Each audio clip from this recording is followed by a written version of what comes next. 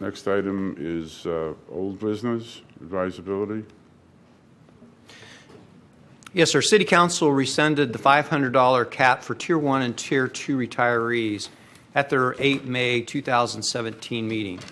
City Council on August 14, 2017 was presented 3 different impact scenarios by the city's actuarial Foster and Foster, followed by a workshop with retirees on 7 November 2017.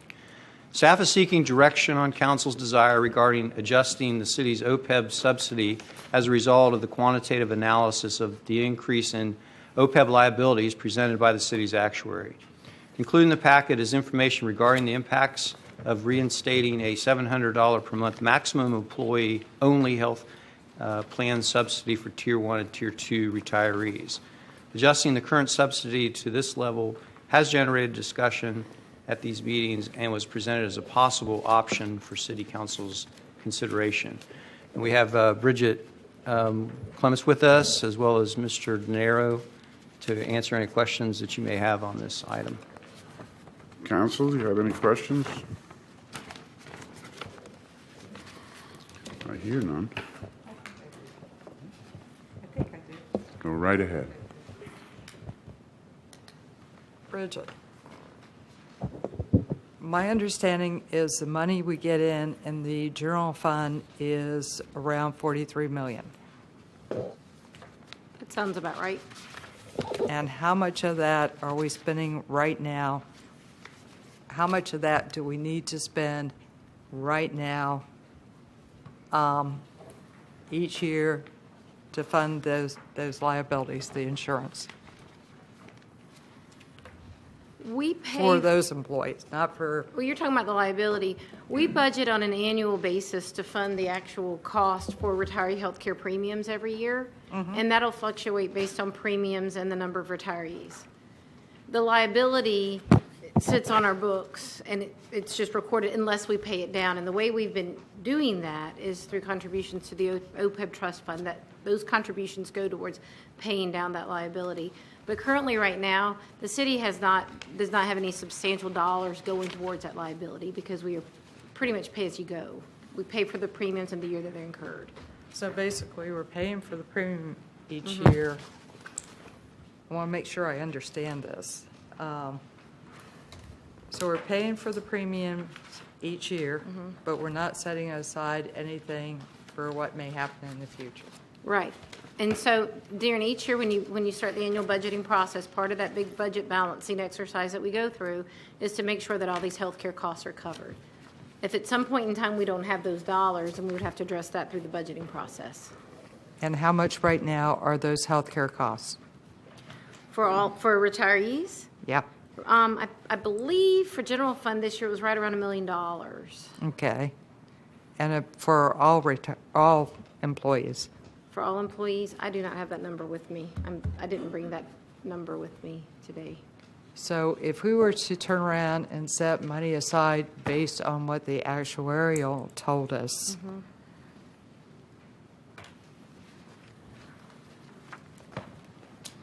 how much are we supposed to be putting aside each year to make sure that year 20 we have the funds available? I think what you're asking, ma'am, is how much should we contribute to the OPEB trust fund to make it solvent? That's $3 million a year. Okay. And So that would include the premiums and the ARC. It would be probably about a little over $3 million, about 3.3 million if you wanted to cover all of it. okay. So out of that 43 million, 3 million goes to the retiree health care. Right. About? The biggest, about $3 million would go to the liability, possibly. Okay. But that's with the cap. That was with the $500 cap that was in place. We had a graph in the packet that we showed you, which was the percent of payroll to the ARC. And so that was with the cap. Without the cap, it went up the ARC went up to just over $5 million. So the $3 million number is with the $500 cap that's no longer in place. Okay. So out of that 43 million, we have to put 5 million plus, I'm assuming. toward the retiree health care? It would be a little bit less for general fund because the $43 million is revenue to general fund, and that $5 million number is across all funds. Okay. So, and general fund is usually around 65%, 70% of what those costs are. So it's not going to be quite the full $5 million.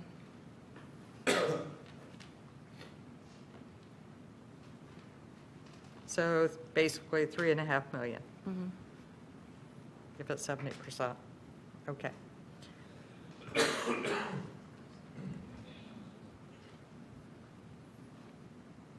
How much would it, how far would we have to raise taxes to cover that?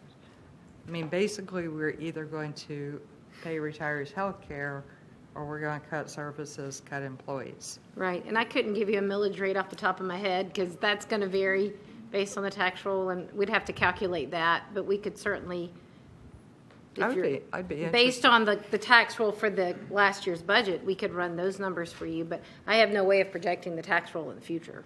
Okay. But we Just can- sort of a rough idea. We could do that based on the 18 budget's tax roll. Okay. Please.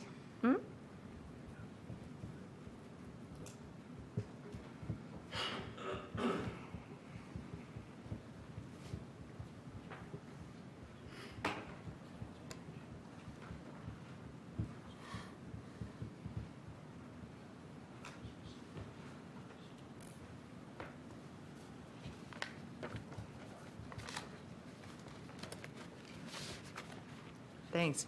I do want to say this up front. One, I don't think we can bankrupt the city, but we need to figure out a way around this, or sort of around it.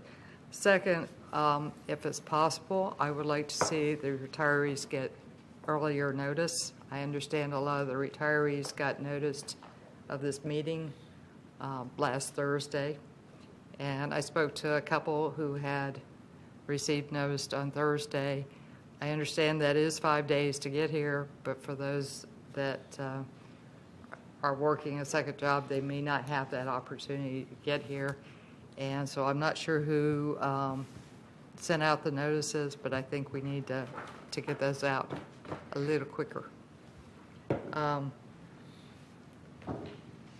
I did talk to someone who suggested maybe having a group of retirees, see if they can come up with a solution. I don't have a problem with that. I don't know if they can or not. I understand it's been done in the past, and that has not worked or has not been successful in finding a solution to this. But again, I don't have any problem with a new group trying. I don't know how you guys feel.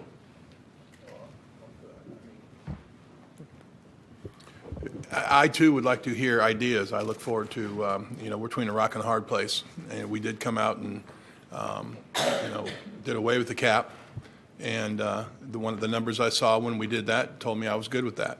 And I remember even saying to some of you after the meeting that, I don't know what the future holds, but if things change, then things change. But that being said, I would like to hear some ideas that could make this work. I mean, my favorite thing would be able to say, hey, we can financially afford this and there is no cap. But if we can't, that's a rock and a hard place. Is there a time constraint on coming up with an answer for this? Sir, the debt that will be recorded on our CAFR, if a decision's not made to reinstate some kind of CAF, will be recorded at $74 million. It's going up from $43 million to $74 million in 1 year, so that'll be some really serious red flags. But what is the time that You need it by mid-February?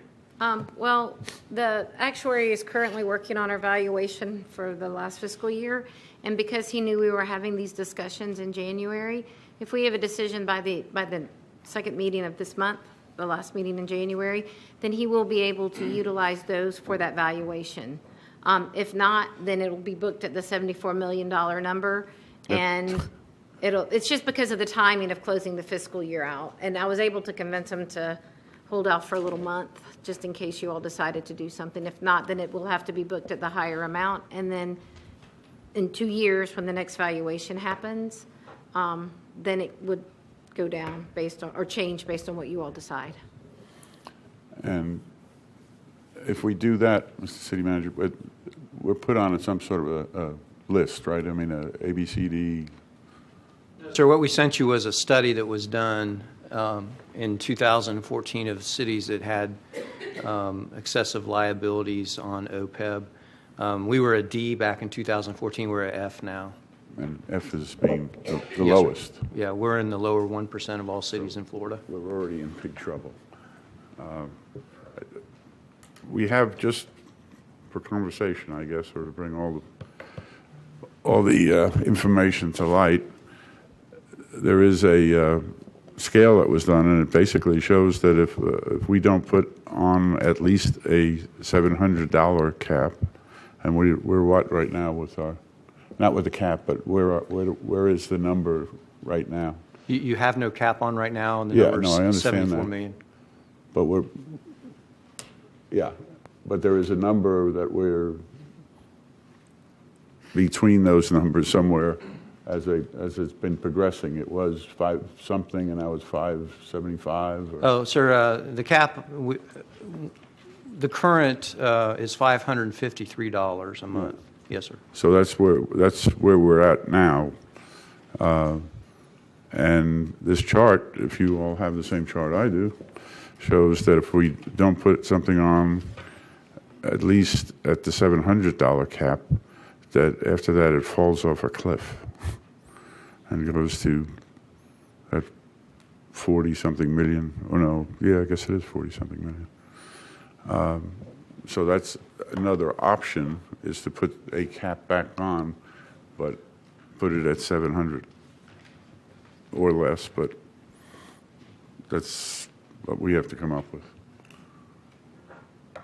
Sir, all we're asking tonight is that for advisability, we'll come back with the actual numbers at your next meeting if you advise us to examine a cap at whatever level you wish to do. We have the numbers for 5, 6, and 700. We don't have any other numbers available, and it would take the actuary about a month or so to get those numbers. Should be anything different than these three that we examined. Yeah. But you'd be able to do these three. Yes, sir. Yeah. What's your pleasure? I think it would be important that Bridget explain to us what that D rating means. Sure. Ask her. The rating that was in there, again, it was a 2014 study, and it independently looked at liabilities of all the cities in Florida, and then they graded them. They said if you had a low amount of liability, you got an A. If you had, as a graduated scale. We were a D at the lower 3% of the cities in Florida because we were carrying a large amount of debt. 23% of our payroll was going to retiree health care. So we're now lowered because the actuary tables changed and other factors increased our debt to $74 million. So we're worse off than we were in 2014. So based on that study, we are an F. We're in the lower 1% of all cities in Florida. And, I'm sorry. No, go ahead. And I think that we need to decide on, I think our employee health care plan is good. So do we get a plan? This is one scenario, is maybe get a plan that isn't quite as good. Or do we put the cap back on? And I think that's something that it would be nice to have some of the retirees look at options and what it would do. And I'm assuming it would probably take Bridget's help, but By Florida statute, the city has to offer a equal plan to our current active member plan. which would basically lessen both plans.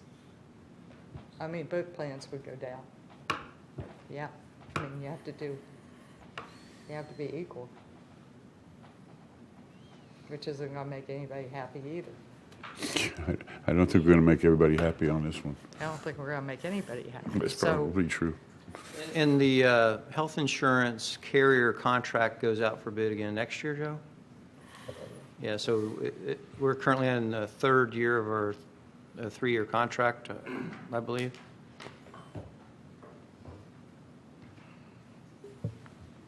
Yes, we enter into an agreement with our major medical health insurance carrier.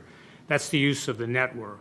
okay, That's an annual process. But we determine, what that premium, right now it's at $553. correct.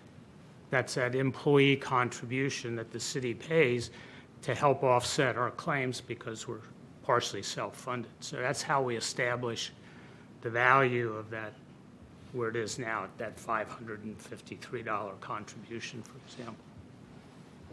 It's to help So- offset our claims. But there are cheaper plans that could be had, correct?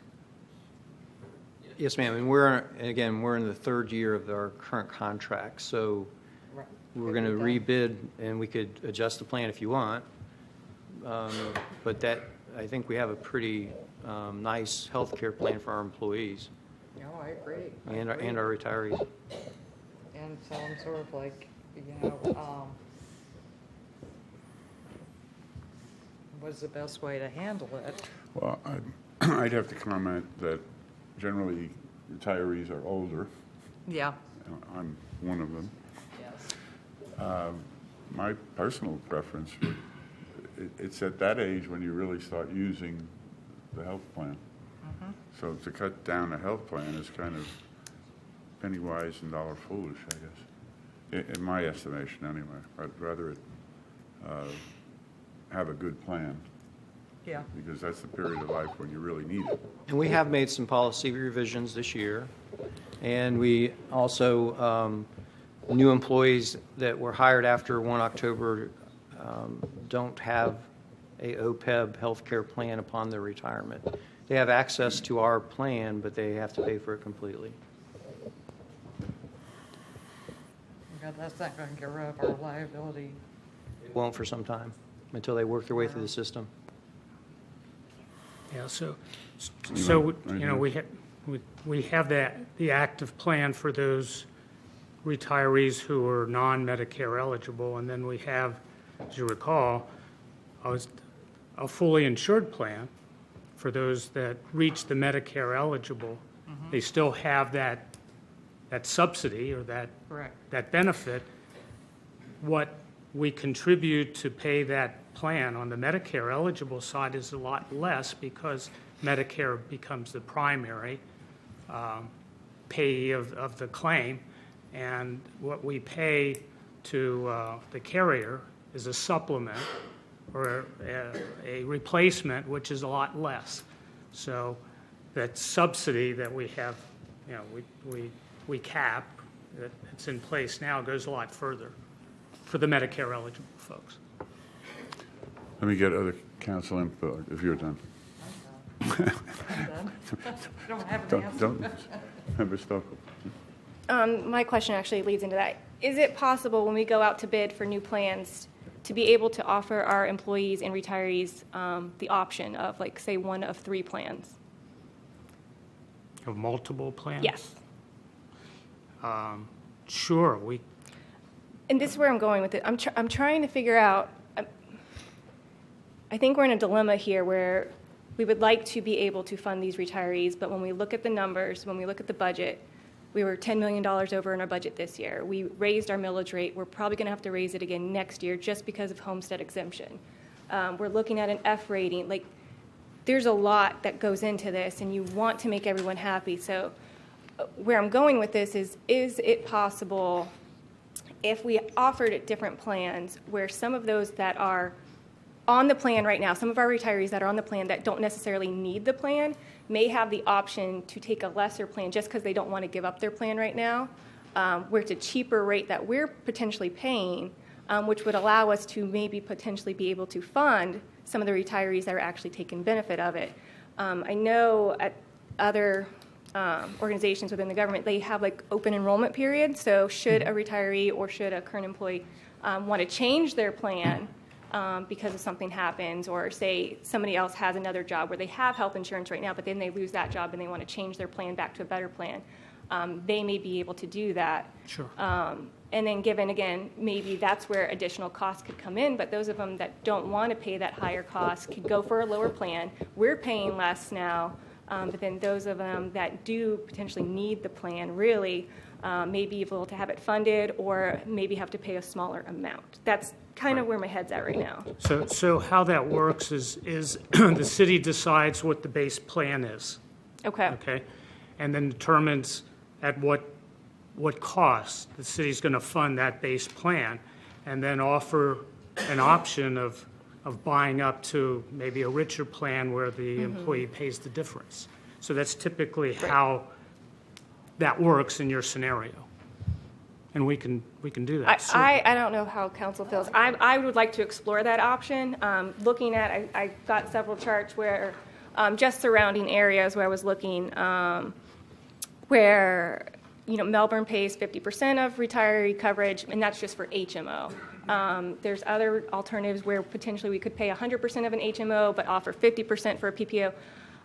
I'd like to explore something. I know we have cards on this too, as well as if anybody has any ideas that can help me, that we can try to come together. I'd like to do something, but when we're seeing this significant amount of liability, this significant amount of planning for our budget, and then we're trying, I think, as a council to increase our revenue so we have more money without increasing our millage rate. But then just listening, I was taking notes throughout council meeting tonight. Code enforcement is slow. Our roads need to be paved. We need more lights because it's dark. Like, these things cost money. And so it's frustrating being up here sometimes is how can we make our over 40,000 residents happy with our limited budget at this time. So that's kind of where I'm at. You make some very good points, and there's no answer that we know at this point, so there has to be some things looked at. And also, remember, we can't just raise taxes and raise taxes and raise taxes. By law, we can't. There's a limit. We're at 7.65, 7.79, and 10 is the top. That's it forever. So hopefully we get some growth and get some funds from that and lower the taxes a little bit, because if we ever hit another bump in the road, we don't have much room to work. So we've got to consider that for the future as well. Any other comments? All right, I'll open for cards. There's cards. Yes, sir. Stan Johnston.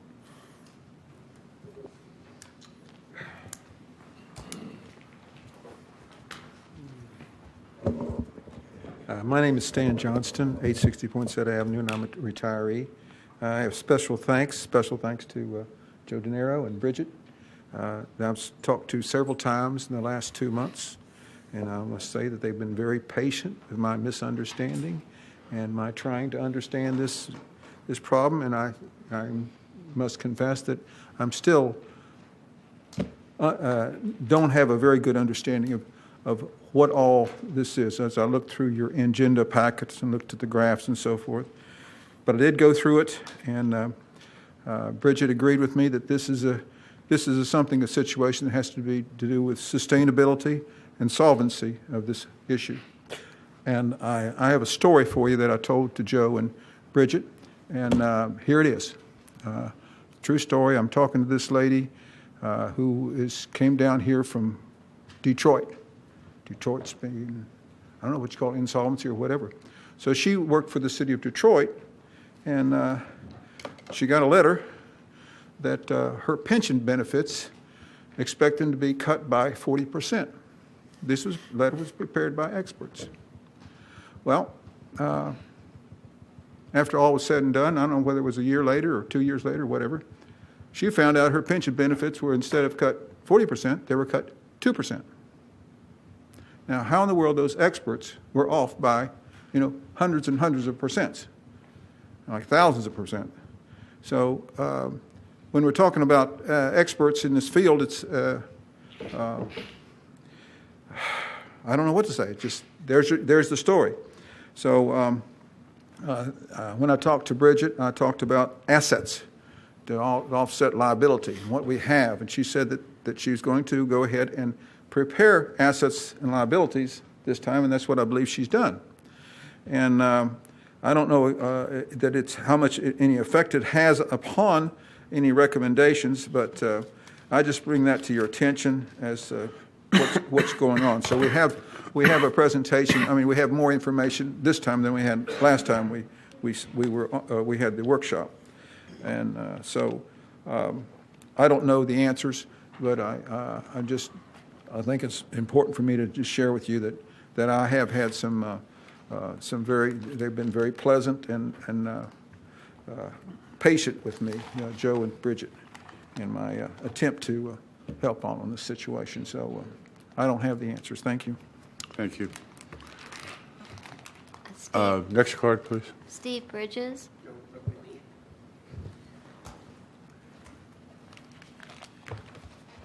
Hi, Hi. Steve Bridges, City of Titusville retiree.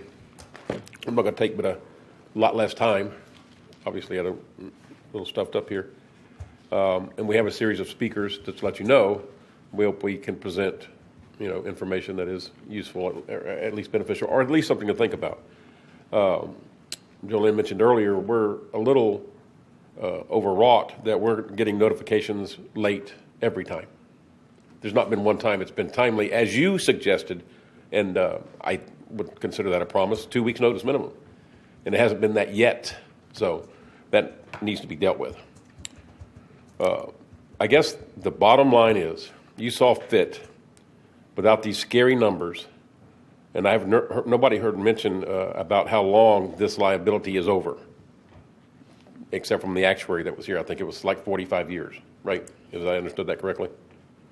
That 74 million is over a long period of time. It's over, the tables are equated from the age of the recipients as they work their way through the system. I understand that, but you don't owe 74 million tomorrow. We record 74 million. I understand what you record. I get that part, but it's not due until 74 or 45 years from now, potentially. Regardless, and maybe I don't understand it correctly, I get that part, okay? But you saw fit in May of last year to fulfill the promise. And I understand that might be a little more costly than you thought. I get that part too. But we're talking, I still don't know how 68 employees or retirees create a 74 or I think more a $30 million increase in your liabilities over that period of time. It doesn't make sense to me. It never has. I mentioned that last time. So I guess we're up here to say we're hoping that you get enough confidence in whatever numbers you're looking for. I don't know what an F rating does for you. Doesn't sound like it has any much effect at this point, except for that you're at the bottom of some list that the League of Cities has. That you maintain the promise that you said you would in May, continued on for these dwindling group of people. We're a self-solving problem. We're going to die sooner than later at this point, okay? So, and I know there are most of us, or a lot of us, are going on Medicare every year, myself included, this year. So the promise is a promise, and we're hoping you all maintain that and look at the numbers maybe in a different light somehow, other than these, the ones that have been presented to you. Does this number, when it gets booked, does it affect our loan capacity and what we pay? Yes, it very much could. You're shaking your head and they're saying yes. It very much could. Could and would is two different things. I believe it would, depending upon how much we want to go out for and the timing in which it happens. I've spoken to the city's external auditors and about this a little bit because we are implementing a new GASB too. So is everyone else in the country. And I've spoken to our investment advisors, and they all believe that there will be an impact on everybody's ability to credit ratings and to borrow debt, but they just don't know the impact yet because all of this stuff is happening at one time. The new GASB is being implemented at the same time we lifted a cap. So we don't know the impact of that until it happens. We've done our best to estimate what those could look like on our books, but we're not going to know until the credit rating agencies start looking at this stuff as it starts happening. Okay. Next card, please. Hillary Arena. Hillary Arena, 369 Acorn Drive, Titusville, Florida. I've resided here for over 50 years in the city limits of Titusville. If I might indulge council, my comments this evening will go about 5 minutes. May I request an additional 2 minutes to speak? Okay. Council? Thank you. So moved. All those in favor say yes? Yes. Thank you. So good evening, Mr. Mayor, Vice Mayor, City Council members, and City Manager. Once again, my name is Hillary Arena. I have resided in the city of Titusville for over 50 years. I am a City of Titusville retiree. I'm here to speak to you tonight about the city's paid subsidy for OPEB benefits. I represent those retirees that worked in the trenches, the unnoticed guys, the ones who receive a meager pension from the city. This item has been hashed around for about the last 3 years. Retirees continue to show up at the meetings. We speak on this very important issue. We have caps. We don't have caps. We go back. We bring in actuaries. We don't know what to do. It's actually somewhat simple. Apples and oranges keep getting mixed in with unfunded liabilities and health insurance premium cost and who pays what. But what I would like to speak to tonight is in defense of the benefits that were promised to us in policy as we retired in our different groups, Tier 1, Tier 2, and Tier 3. Originally, there was no cap. I think we can all agree on that. A cap of $500 was added in 2014 and rescinded in May of 2017. After rescinding the cap, the actuary was directed or launched an analysis of the OPEB subsidies due to the concerns raised by the Tier 3 group, or those people in Tier 3, as what were we going to do with them. All of a sudden, a cry of unfunded liabilities arose. Well, unfunded liabilities, it's been unfunded from the beginning. We're currently paying. We pay as we go. You pay your premiums every month. You budget for those premiums. So unfunded liabilities should not be an issue. But suggesting that a cap would reduce the city's OPEB liabilities, the actuary provided the city with different impacts.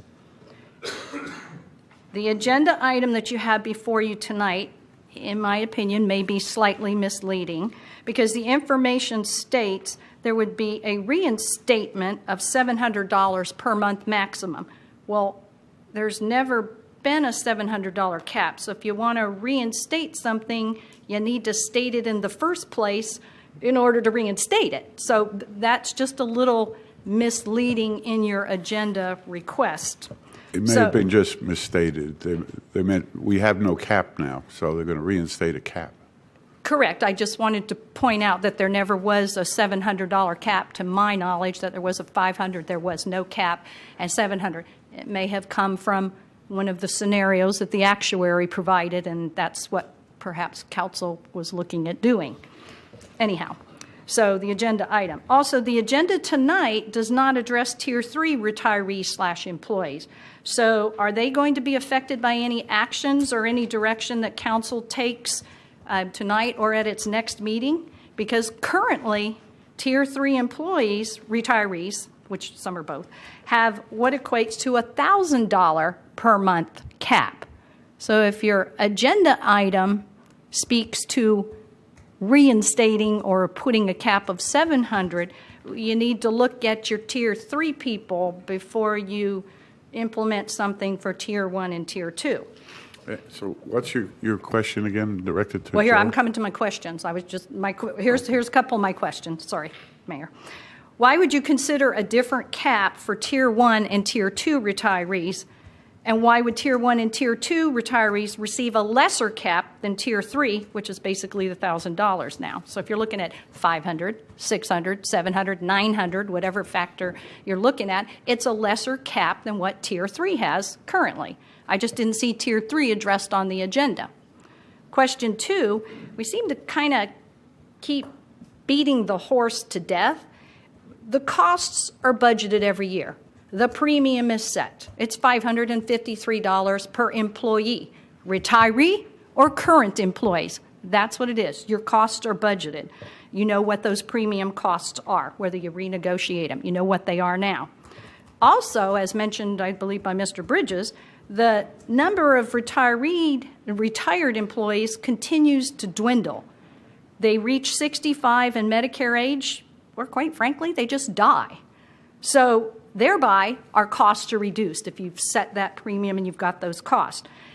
The figures I have that state as of 2016 that Tier 1 and Tier 2 only has 114 non-Medicare retirees, a finite group, a very small. There may have been more added. We're in 2017. I don't know how many reached that point. Do you need more time? Yes. How just much? A minute or so. Yeah, I'm almost done. So, Wait. oh, question? Or did you give me my extra No, time? please, calm down. Wait. Oh, sorry. Do I have a motion for another 2 more minutes? Calm down. Sorry, I thought you did that. Do I at have the a beginning. second? Second. All those in favor say yes? Yes. You got it. Go with it. Oh, thank you. Okay, so I just wanted to say, as loyal and faithful servants to the city, I, along with all the entire retirees in this room and many others, feel that the city should stand by the post-employment benefit package that each of us was offered when we retired at whatever time. We provided a service in exchange for a benefit. We protected our city from criminals. We fought fires and rendered emergency services to your citizens. We planned our city's growth. We picked up the trash. God knows you know I know that. We swept the streets and we cleaned up the parks. We maintained your city buildings and your traffic signals. We provided your water and utility services, and we managed your marina. The city's integrity is somewhat at stake. Is your integrity worth not funding this small benefit for this small group of a little over 100 retiree employees who gave their years of service with the promise that we would receive that certain benefit? Wasn't your promise and your policy your word?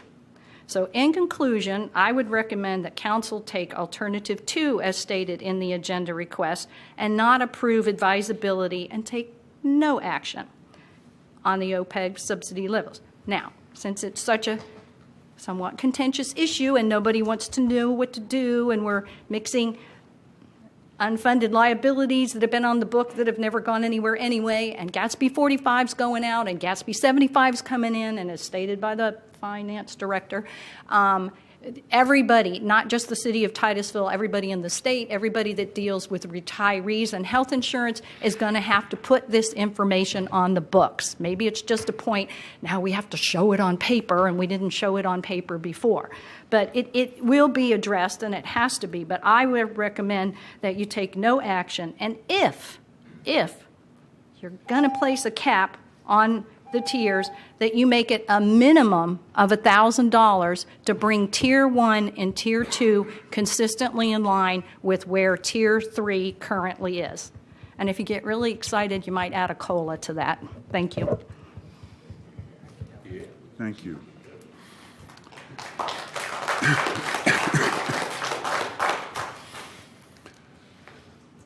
Next card, please. Mark Leslie.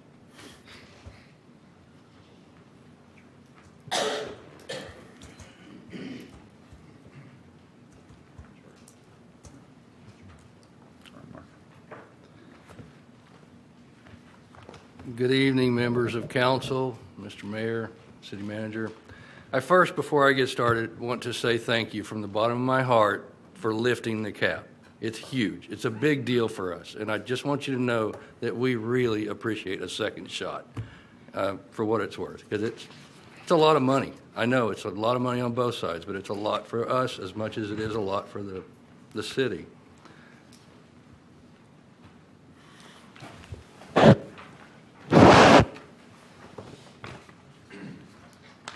I was trying to think how I might make some sort of an impactful statement regarding all of this. And I started running some numbers. And you'll notice in the graph that I gave you, I have a yellow line at the top. That represents a pension if we had a 3% COLA in the city of Titusville, which we don't. The orange line is my pension as it goes down to pay for my health care. The gray line at the bottom is the health care costs that I start paying when we hit $700. It starts going up. As you can see, I'll start paying more than the city pays for my health care in year 11. That's an impactful statement to me. In 20 years, I will have zero income. Everything I have goes straight to my health care.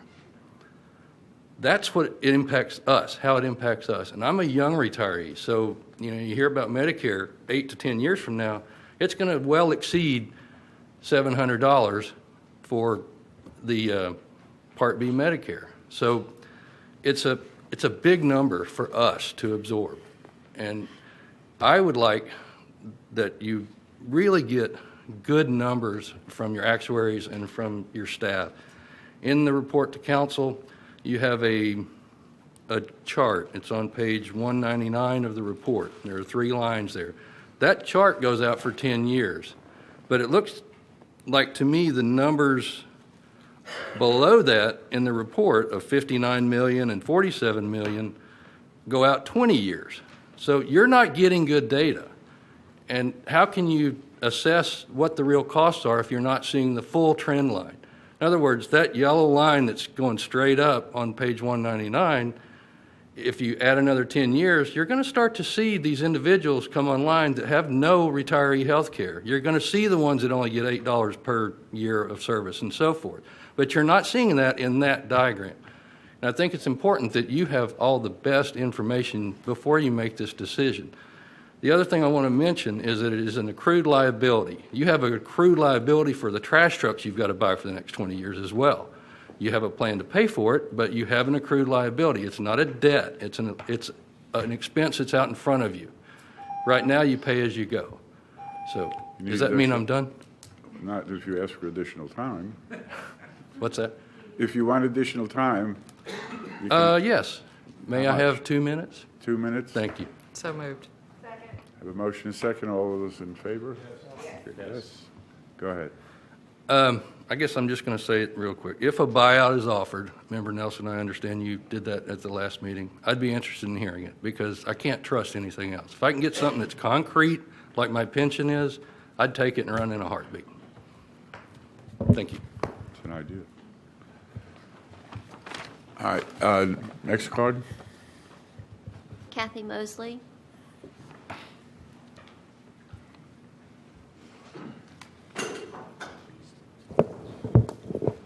Good evening, Kathy Mosley, Titusville, How are you? Mayor Johnson, council, city manager. I'm back. I was going to hit you with a whole bunch of things.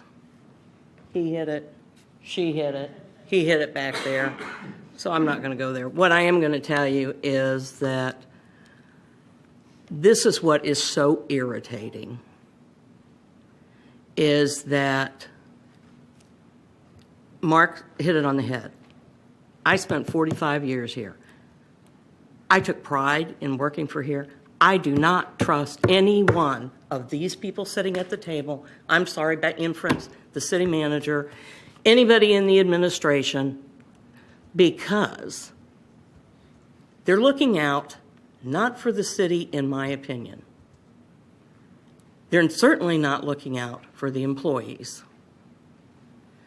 As far as the comment that was made last time, and by the way, since we met last time in November, 2 more of us have died. So that's been, since we've been discussing this issue over the last 2 years, I think that makes it 14 or 15 have died off. So it actually is a self-correcting problem. But when I hear somebody, the finance director, say, well, for 10 years, we couldn't put that money away because we couldn't afford it. We just didn't have any money. Bull prop. 45 years, that's not true, because I've seen it come, and I've seen it go. As a matter of fact, in the 2015 CAFR, they were complimenting that they had saved 20% on pension costs, because what they did was went in and axed the pension. Did they take that $4 million and put it into the OPEB reserve fund? No, they did not. No, they did not, because that would have been the logical thing. You got post-employment benefits, you save it over here, put it over here. For 10 years, they could care less. They knew in 2007, GASB 45 was online. In 2007, their actuary already had in the CAFR report that the city only listed liabilities that occurred in that year. It didn't matter to the bonding company then, AAA. 215. Now GASB 45 is well in place. GASB 74, 75 is coming online. Did it care to the actuary, or did it care to the bond companies then, even though they stated it? May I ask for one more minute, please? Just one?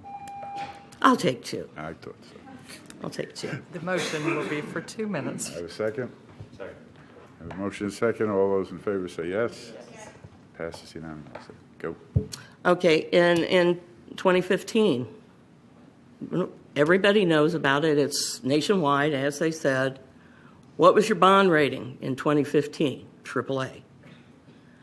Yes, it may be affected, but then it may not be. If it wasn't affected, bond companies are pretty smart. If it wasn't affected in 2007, when they looked at it and said, well, golly gee, they're only calculating their liabilities within that first year. But we're going to give them a AAA anyway. And then in 2015, they go, oh, yeah, GASB 45, yeah, here it is, right here. That is playing to their own best interests.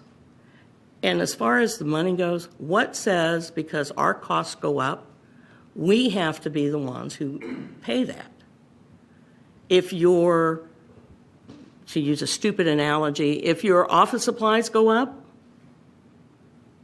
do you go down and tell the secretary that she's going to have to pay for the pens and pencils that she uses? Absolutely not. Do I understand this is difficult? Absolutely. It's self-correcting. I'm more than happy to have the city do a committee. I wish they had done it 18 months ago.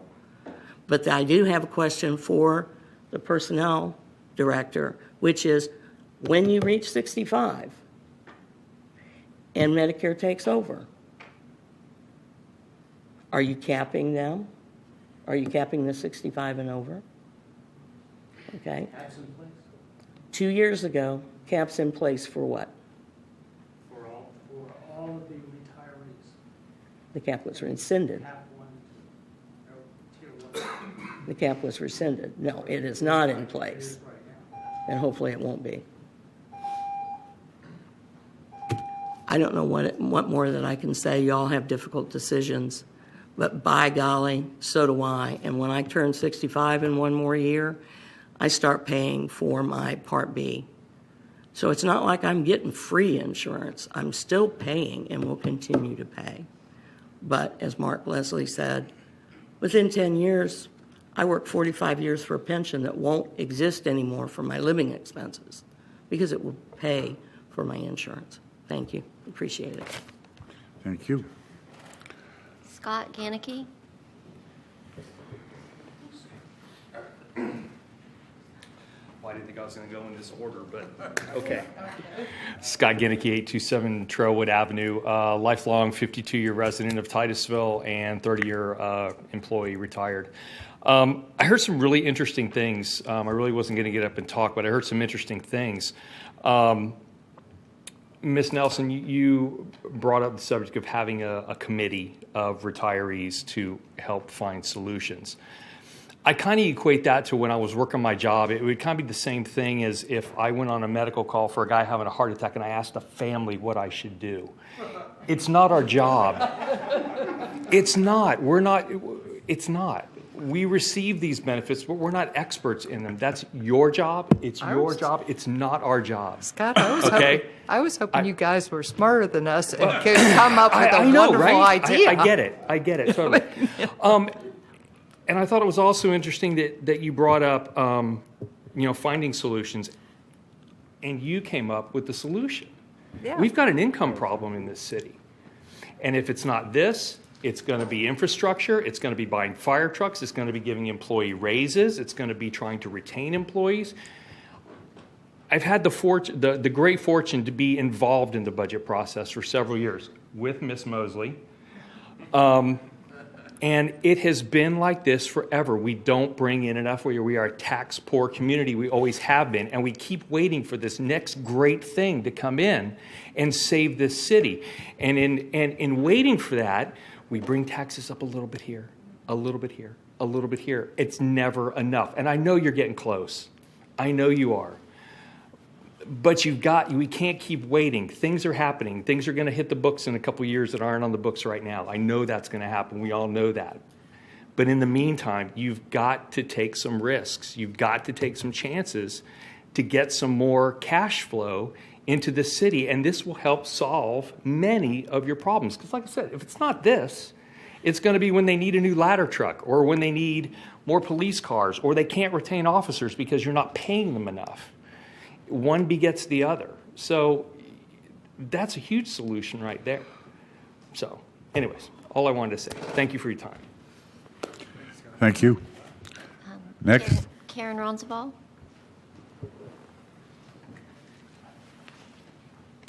Hi, I'm Karen Ronzabal. I'm a retiree of the city of Titusville after 26 years. I also served as the chairman of the General Employees Pension Board for 25 years, both while I was an employee and then subsequently as a retiree.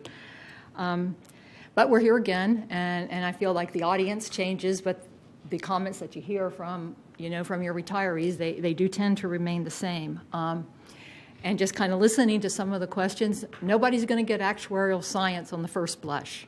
It is a tough topic. It is a tough topic. I've sat through a couple of actuarial presentations in my lifetime. And I don't know that I can add a whole lot to what my fellow retirees have said, but I just want to say I am so grateful for my career with the city of Titusville. You gave me so many opportunities. I retired with a monthly pension. I know that it's going to be there on the second business day of the month. And I've been able to enjoy those retiree health insurance benefits. And I know that that's not something that's across the board if you're looking at just Titusville employees or if you're looking at other jurisdictions. That is not a benefit that all have been able to enjoy, but I appreciate it. But with all that being said, it was a promise made, and then it's a promise kept. And, these council have kept this promise, for years now. I've been retired for 14 years. It, kind of freaks me out when I think about it, but I've been retired for 14 years, and you've kept that promise. So my challenge to you would be to continue to keep that promise. As Kathy pointed out, as Hillary pointed out,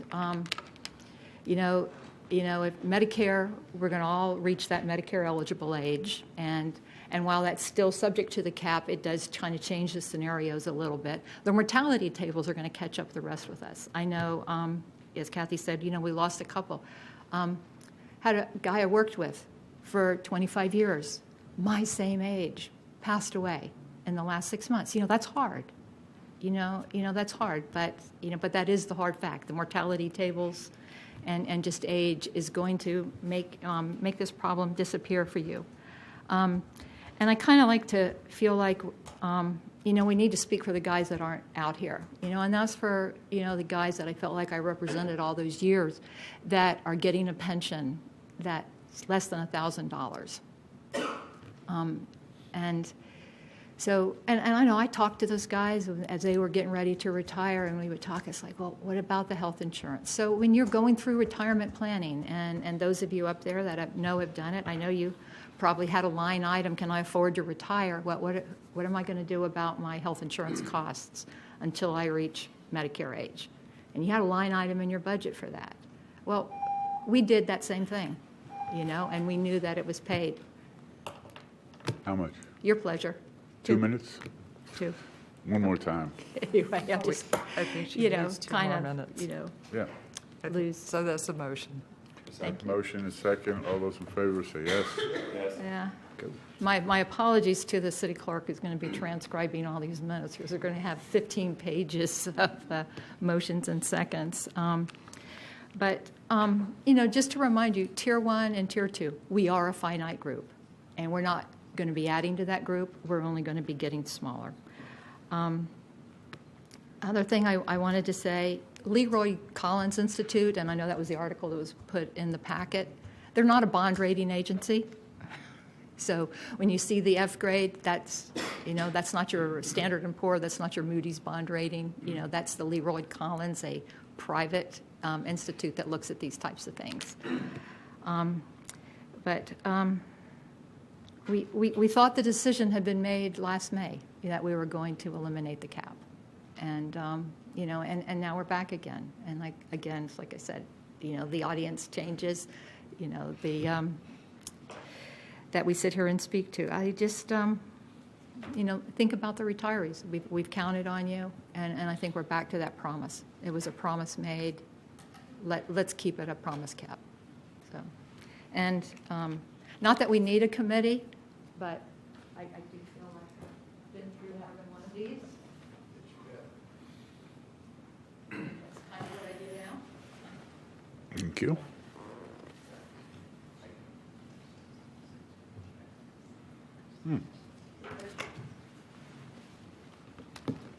Thank you. Thank you. So, I'm sorry. Oh, wait, you got a question? Please. Please. Yeah, sure. Karen, Could you come back, Karen? Yeah, I may need to call on the internal auditor. Karen, you know, obviously we got we're not actuarials, we're not accountants, and we're trying to come up with the I understand. best answers we can. Yeah, absolutely. And make everything work and hopefully make everybody happy. I don't know that we can do that, but that's our goal. Would you be willing to, like, get a group of employees together and sort of brainstorm it? Get a group of employees or retirees? Retirees. Okay. I mean, we pretty much have a group that, you know, that kind of goes. I mean, we can talk about it, but it's just like, you know, I hear, you know, we're talking about liability. Yeah. And an unfunded liability is different from your year-to-year costs, you know, and what shows up on your CAFR is going to show up on every CAFR for every jurisdiction because of the new GASB regs. So, Yeah. you know, you're not, you know, silent there. But as, you know, as far as solutions, I think the solution that I would present to you tonight is a promise made, a promise kept. Okay. It's a year-to-year thing.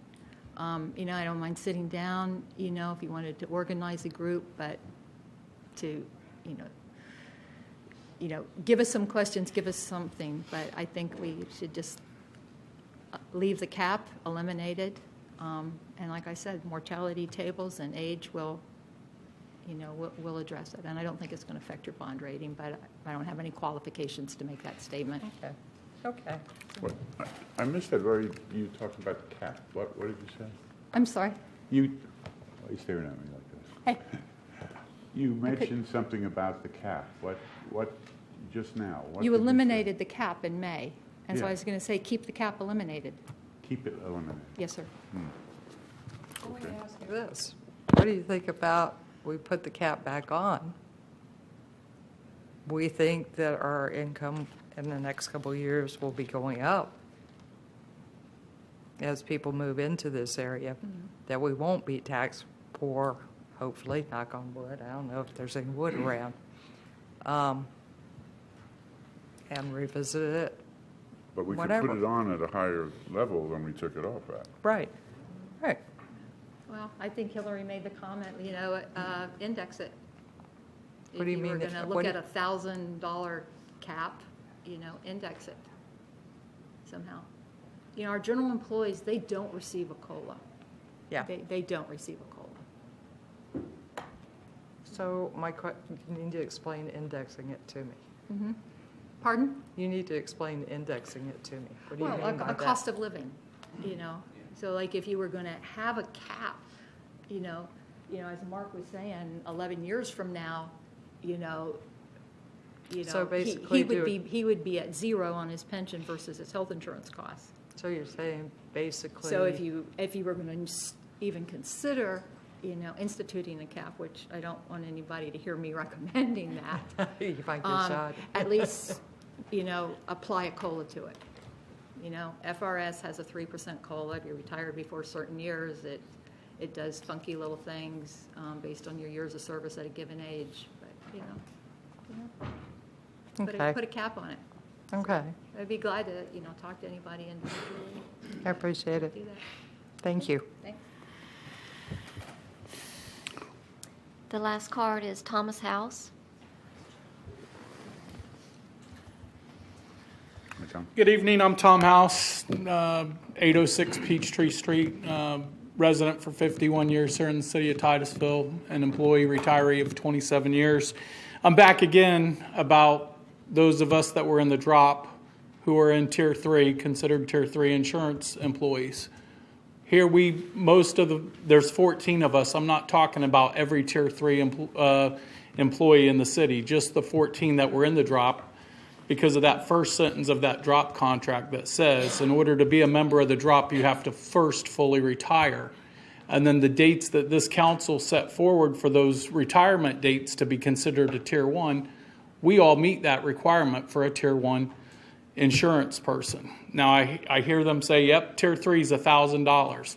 Just went through the city December 27th when I retired, and I was told, yep, I've got a $1,000 cap. Okay? The difference in Tier 3 and Tier 1, I don't have that 10 years that my pension's going to start being eaten away by the insurance. Mine started January 1st when I got my first pension check. My insurance money already came out. So that 10 years that other people in Tier 1 who don't pay towards insurance, I don't have that 10 years. Neither does Scott Genicky or anybody else that was considered a Tier 3 employee because of the drop. Now, this is how that happened. The city threatened those of us in the drop. They said, if you want to keep your insurance, get out. We don't want you in the drop anymore. But yet we're making contracts with department heads to keep them employed here. But those that did 27 years here, we said, if you want to keep your insurance, get out of the drop. Quit working for us. I went to an actuary, a CPA. They said, you'd be stupid to do that when you're getting 6.5% interest quarterly. Okay? I'm one of the lucky ones that went through the drop and did the 5 years. But my pension that I got now and the insurance they're taking out of me is already starting to be eaten away. Okay? I'm not going to stay retired. I can't stay retired. Not on what I make with the city in my pension. I'm asking you to move those 14 of us from Tier 3 into Tier 1 where we belong, because we meet that by the requirements of the contract as being retired, and we also meet that by the dates. Now, at the last workshop in November, when I talked about that, there was a lot of nodding towards me as I was talking and a lot of conversation with me about, something's got to be done. And I believe you directed staff members to look into it and get back with you. I have no faith in the city manager, the HR director, or any of the department heads to do that, because to this date, still nothing has been done. Nothing has been done to move us from Tier 3 to Tier 1 where we belong. And I'm asking this council tonight to say those 14 that are in Tier 3, they're now Tier 1 insurance people, so that we have that same promise that was made to us when we hired on and we dedicated our lives to this city. We have that same ability to live a little bit on our pension before it starts getting eaten away by the insurance, which it's already started for us, those in Tier 3, even though we did a full pension here. Now, Tier 2 people, they pay a little bit in, but they're not all of those either didn't meet the dates or they retired early. They didn't do the full time. like those in Tier 3, those 14 of us. And I'm asking council tonight to direct this staff to move us 14 to Tier 1. Thank you. That was the last card? Yes, sir. Correct? Anybody got an answer? I wish I had an answer. Oh, can I add one more thing to that? You Sure. asked for an Sorry, idea. we don't want to hear anymore. Here's Yeah, an come on. idea, and it may not Yeah, be we'll a take very it. good idea, and the employees may hate it, but let's start charging employees a little bit for their insurance. Every little bit adds up. That idea was brought up to this council, from my understanding, and it got shot down.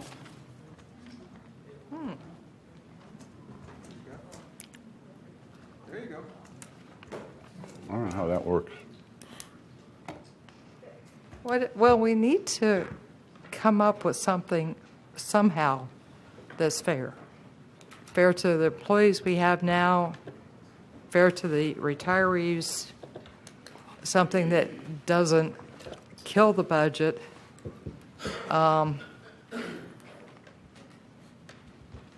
But does the best we can for our employees. But I don't know the answer. Now you know what the problem is. Tell me what the answer is. Go ahead. You have an I'm answer. desperate, Hillary. Go Well, it's ahead. not an answer. Is the problem about the budget or is the problem about the liability? Can anybody answer that question? Both.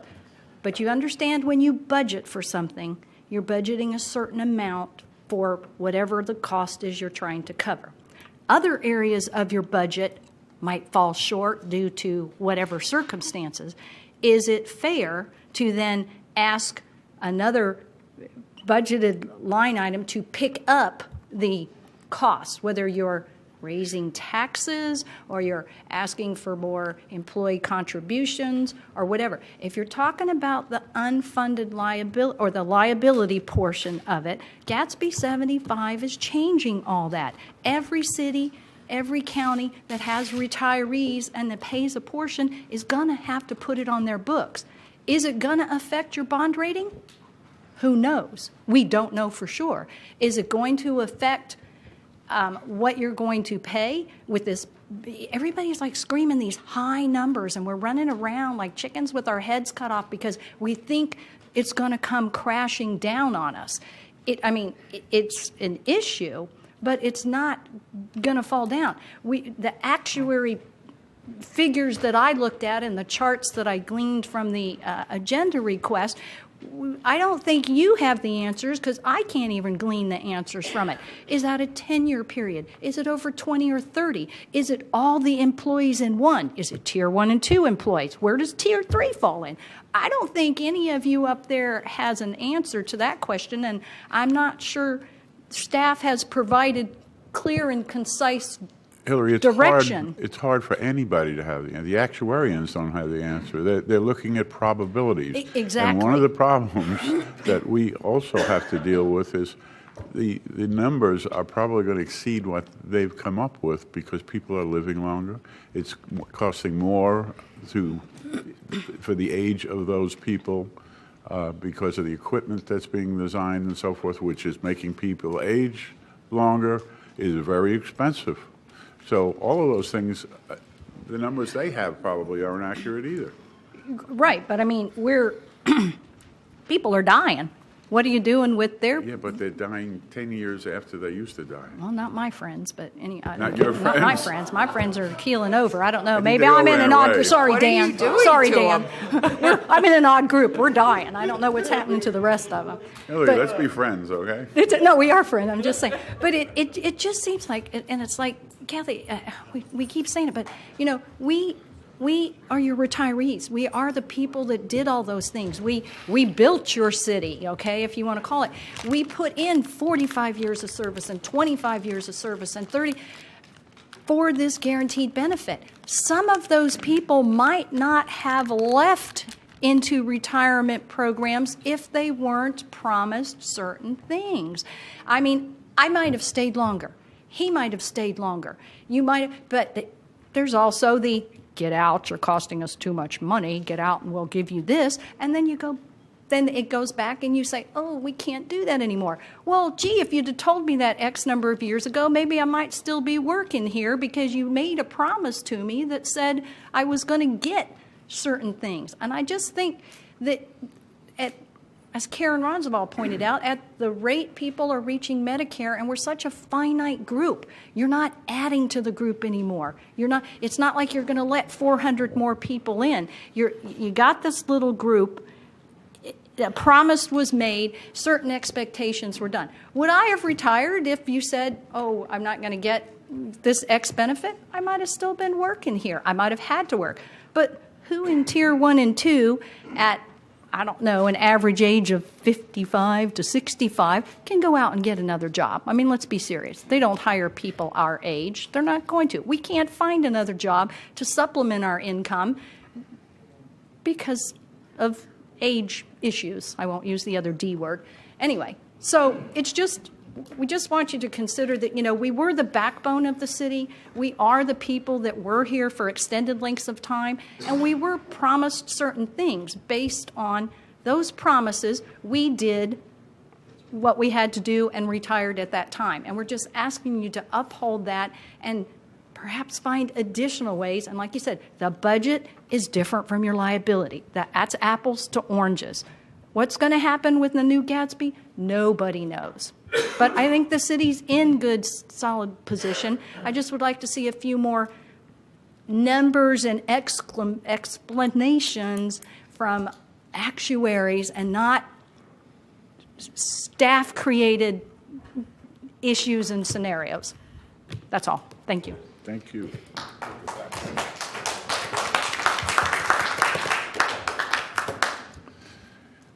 Here we are again. Oh. Well, Yes. there's one thing I'd like to, I guess, explain briefly. People keep referring to these liabilities as these big, huge numbers, and GASB 75 not potentially affecting the city. A lot of the information we prepared came directly from the actuaries, Foster & Foster, whom I know many people in this room are familiar with and trust.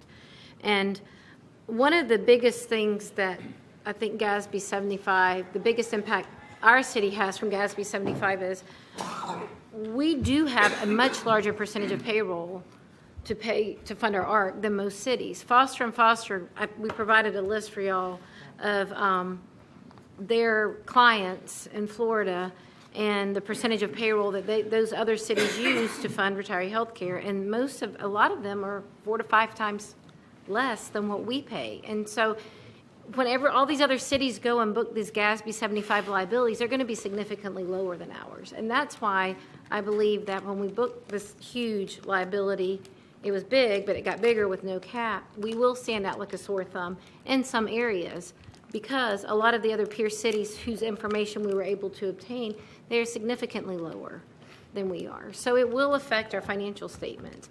It will affect our budget. It's just going to be differently. But we will stand out because we do have a much higher percentage of payroll than many of these other cities. An example is Parish pays 0.2% of payroll, so that means there's somebody going through. We were at 23, we're at 39 now. So 0.2 versus 49, so.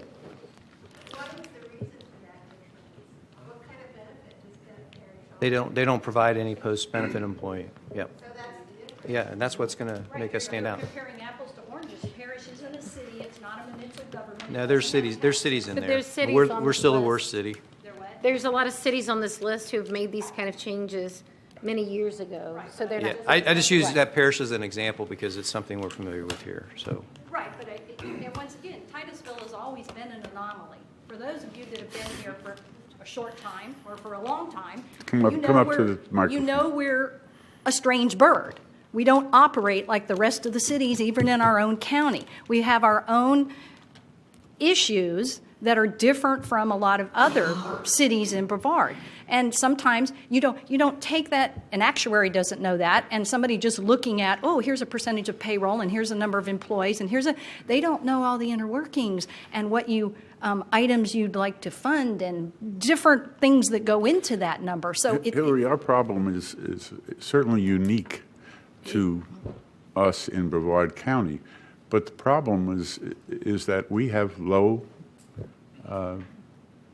real estate. The cost of real estate here is cheap compared to the rest of the county. So when Right. we set a tax rate, our tax rate is already way higher than them because they have expensive properties and they can keep it lower and get the same amount out of it or more even. So that's a fundamental in the way they figure it, and it's true. We are hoping that we can hold things together long enough to see our property values go up, and that by itself solves some problems, and probably a lot of problems. It does, or it will. But we've always had that roller coaster ride where just as soon as we're getting a little better and getting some property values up, we have a tragedy or a space.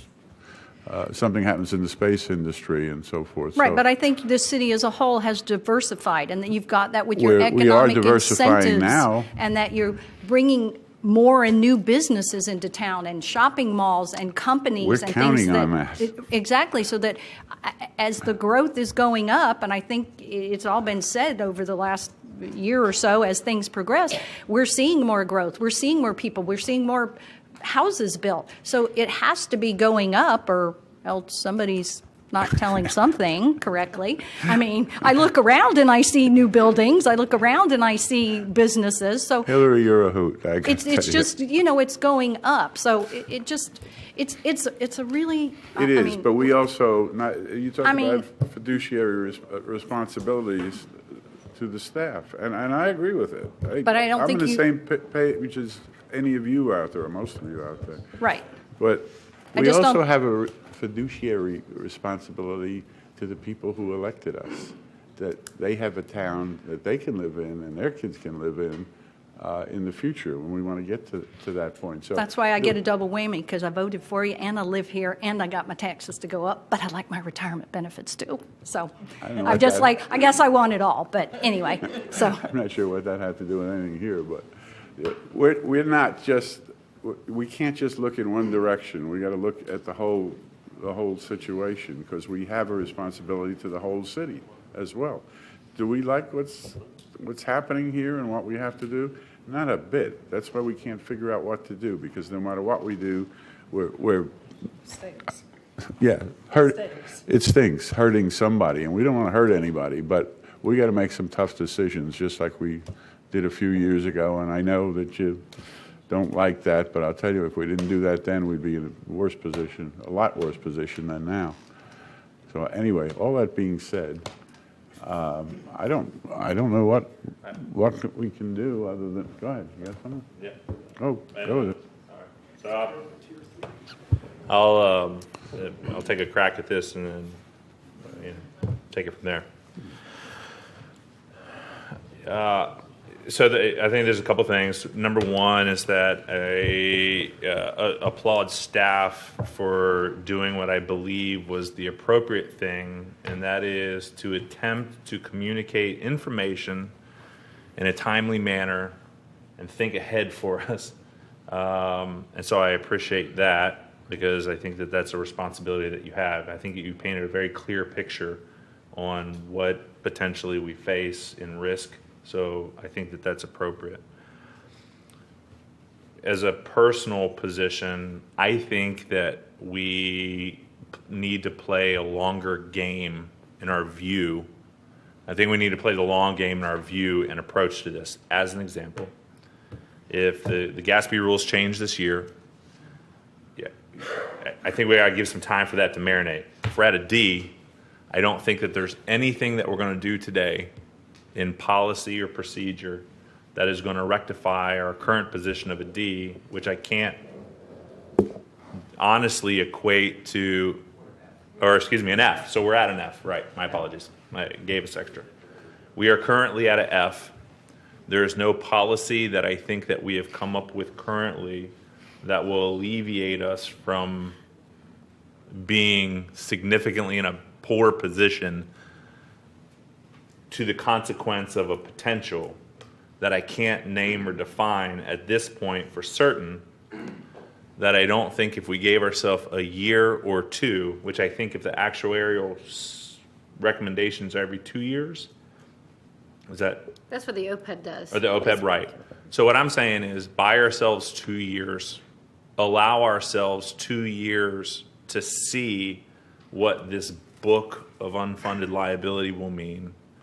See what the actual consequence is for, because if our concern is bonding agencies and money, then we already have a horrible rating. Excuse me. We don't have an F? We don't have a horrible bond rating. No, excuse me, not the bond Yes, rating. okay. What I'm saying is our rating for, let me phrase that, our rating for our OPEB is an F right now. So what I'm saying is we are in the tank right now for this. Yeah. Being said, the unfunded liability that we're going to take is not going to improve it. It can't get, well, I guess it can get worse. It can, I would presume there's double or triple or, It could get better. okay. To I mean, what significance? Well, I mean, the actuaries laid out all these different scenarios. Right. And so, I mean, right now you're at a D. So I don't know if you may be a C, but you won't be an F. I mean, and a cap, the cap is what made you not be an F. I'm at this point I'm not coming back on the cap at this point, because I think that for the next 2 years, it's a substantial enough of a change to where I think that we weather the storm for a year or two to look at a 30-year plan on how we deal with this. Because what I think that has happened is there has been, in the past few years, and this is just one opinion, but there has been significant changes year over year over year over year for the intended benefit of what should be good for the city.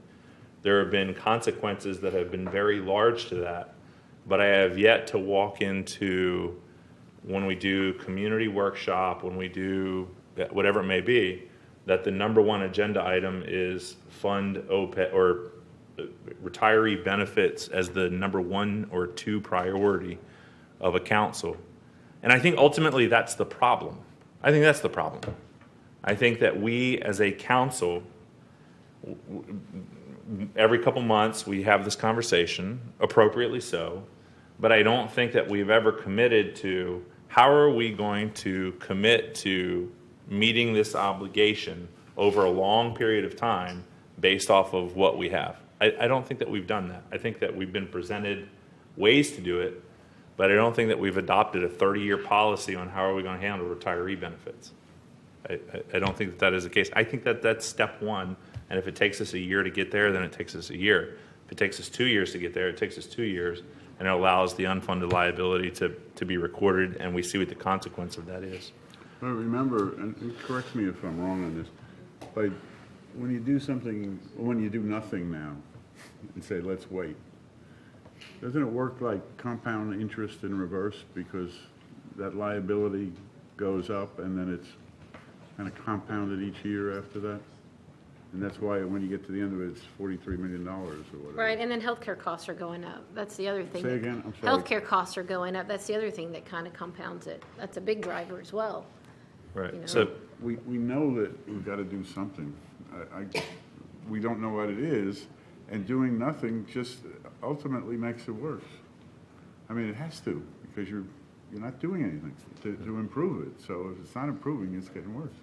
yeah, I just think from a consequence, if the concern is the bond rating is 1, I get that. But the 2 is, as an example, I would definitely be open to where if this was as a strategic way of how do we attempt to meet the benefits of the retirees, how do we say yes to that and actually do it? I know that we talk about cutting it or raising caps, but I don't think that we have a lot of dialogue on, okay, so what can we do? And if that is go find fees to open up money somewhere else for other services, I would rather have that discussion first. I would rather be presented, if it's 3.5 million, and I know 5, but I'll say 3.5, right? So if it's a 3.5 million hole that we're in for funding for this, then show me what 3.5 million looks like out of the city budget. Show me the doomsday of if we cut 3.5 million out right now, next year, what does that look like operationally? What's it look like? I just remind you, during our budget preparation, we are already 10.7 million short. Of which I absolutely recognize, and I got it. But let's have that conversation. So if we're at 10, then where are we at with 13? And to have that hard conversation, I would rather take a look at it like that. So until we do that, I think that we're just kind of bandaging and taking a short view on it. If we go with the $700 cap, is there any projection as to how long it's going to take to get to that cap? And these, because our healthcare costs have been going up so dramatically the last few years, we think that probably worst case scenario, it would be anywhere between 3 to 4 years before we would hit that cap. It could be, if our claims go down, longer than that. But we're looking at a 3 to 4 year. So that would give us That would give you time to do some of these things. the time we need, and it doesn't change anything for you till it gets to the $700, and then it can be looked at again. I think that was part of the strategy for that $700. It would give you time. Yeah, make a $1,000 cap and make tier 1 and 2 Please, equal to please. tier 3. I mean, Please, that's so Hillary, simple. Hillary, I you're know, not but in you charge wanted here, an Hillary. idea. I Get back gave your you seat. one. I'm sorry. I'm sorry, you were speaking, and I would like to hear you. Why don't you come on up? All I'm saying is, I not plan to speak. That's all right. But here I go. I didn't plan to Anyway. be here this time either, but we are. You need a cap to solve your kaleidoscope view of this financial situation. So make it a $1,000 cap. Then the tier 1 and tier 2 and 3 people all be the same, right? I don't think it works that way. I think you got it. The cap doesn't solve your problem. No. I'm not saying if it goes through the 700. I'm saying, but it's figured out on the 700. You make it 1,000. Doesn't that exacerbate it? It'll change the numbers, but I mean, But it- it'll still be a cap. It would be less I than think nothing. I believe that option was brought up to the actuary during our workshop, and he said $1,000 would not make a significant difference in the debt. I'm not sure what that means. Wait.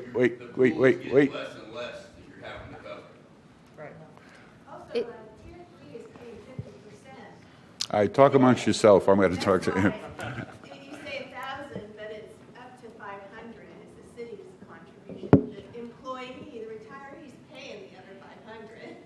So it's not like, oh, you got $1,000 free. The retiree is paying 50% of that. So it's better off to do the 700. Yes, correct, sir.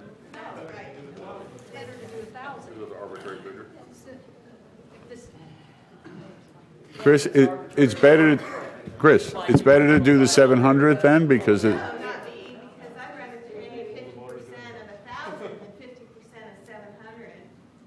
I'm paying $278 a month today because I'm paying 50% of $551. Mm-hmm. The 1,000 is up. The city is up to 500.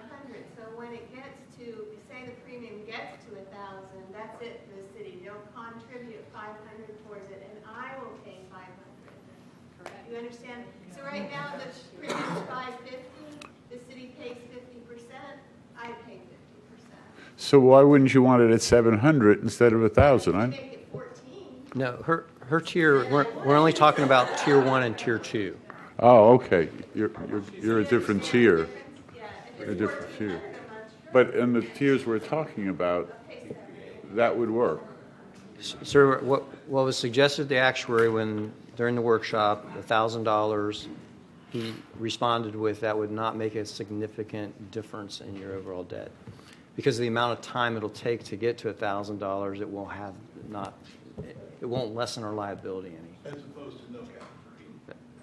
But $700 still is a better situation Yes, than sir. 1,000. That's correct. That's what the actuary recommended. It sounds like that's the way to go to me. What do you do with tier 3? So what do you do with tier 3? What do you do with tier 3? Anything? Or you move them to 700 too? Don't you move them all to 700? Well, you're saying 700 sounds better, and they're talking about 1,000 all the way across the board. If you're going to go across, I'd like to see across the board something.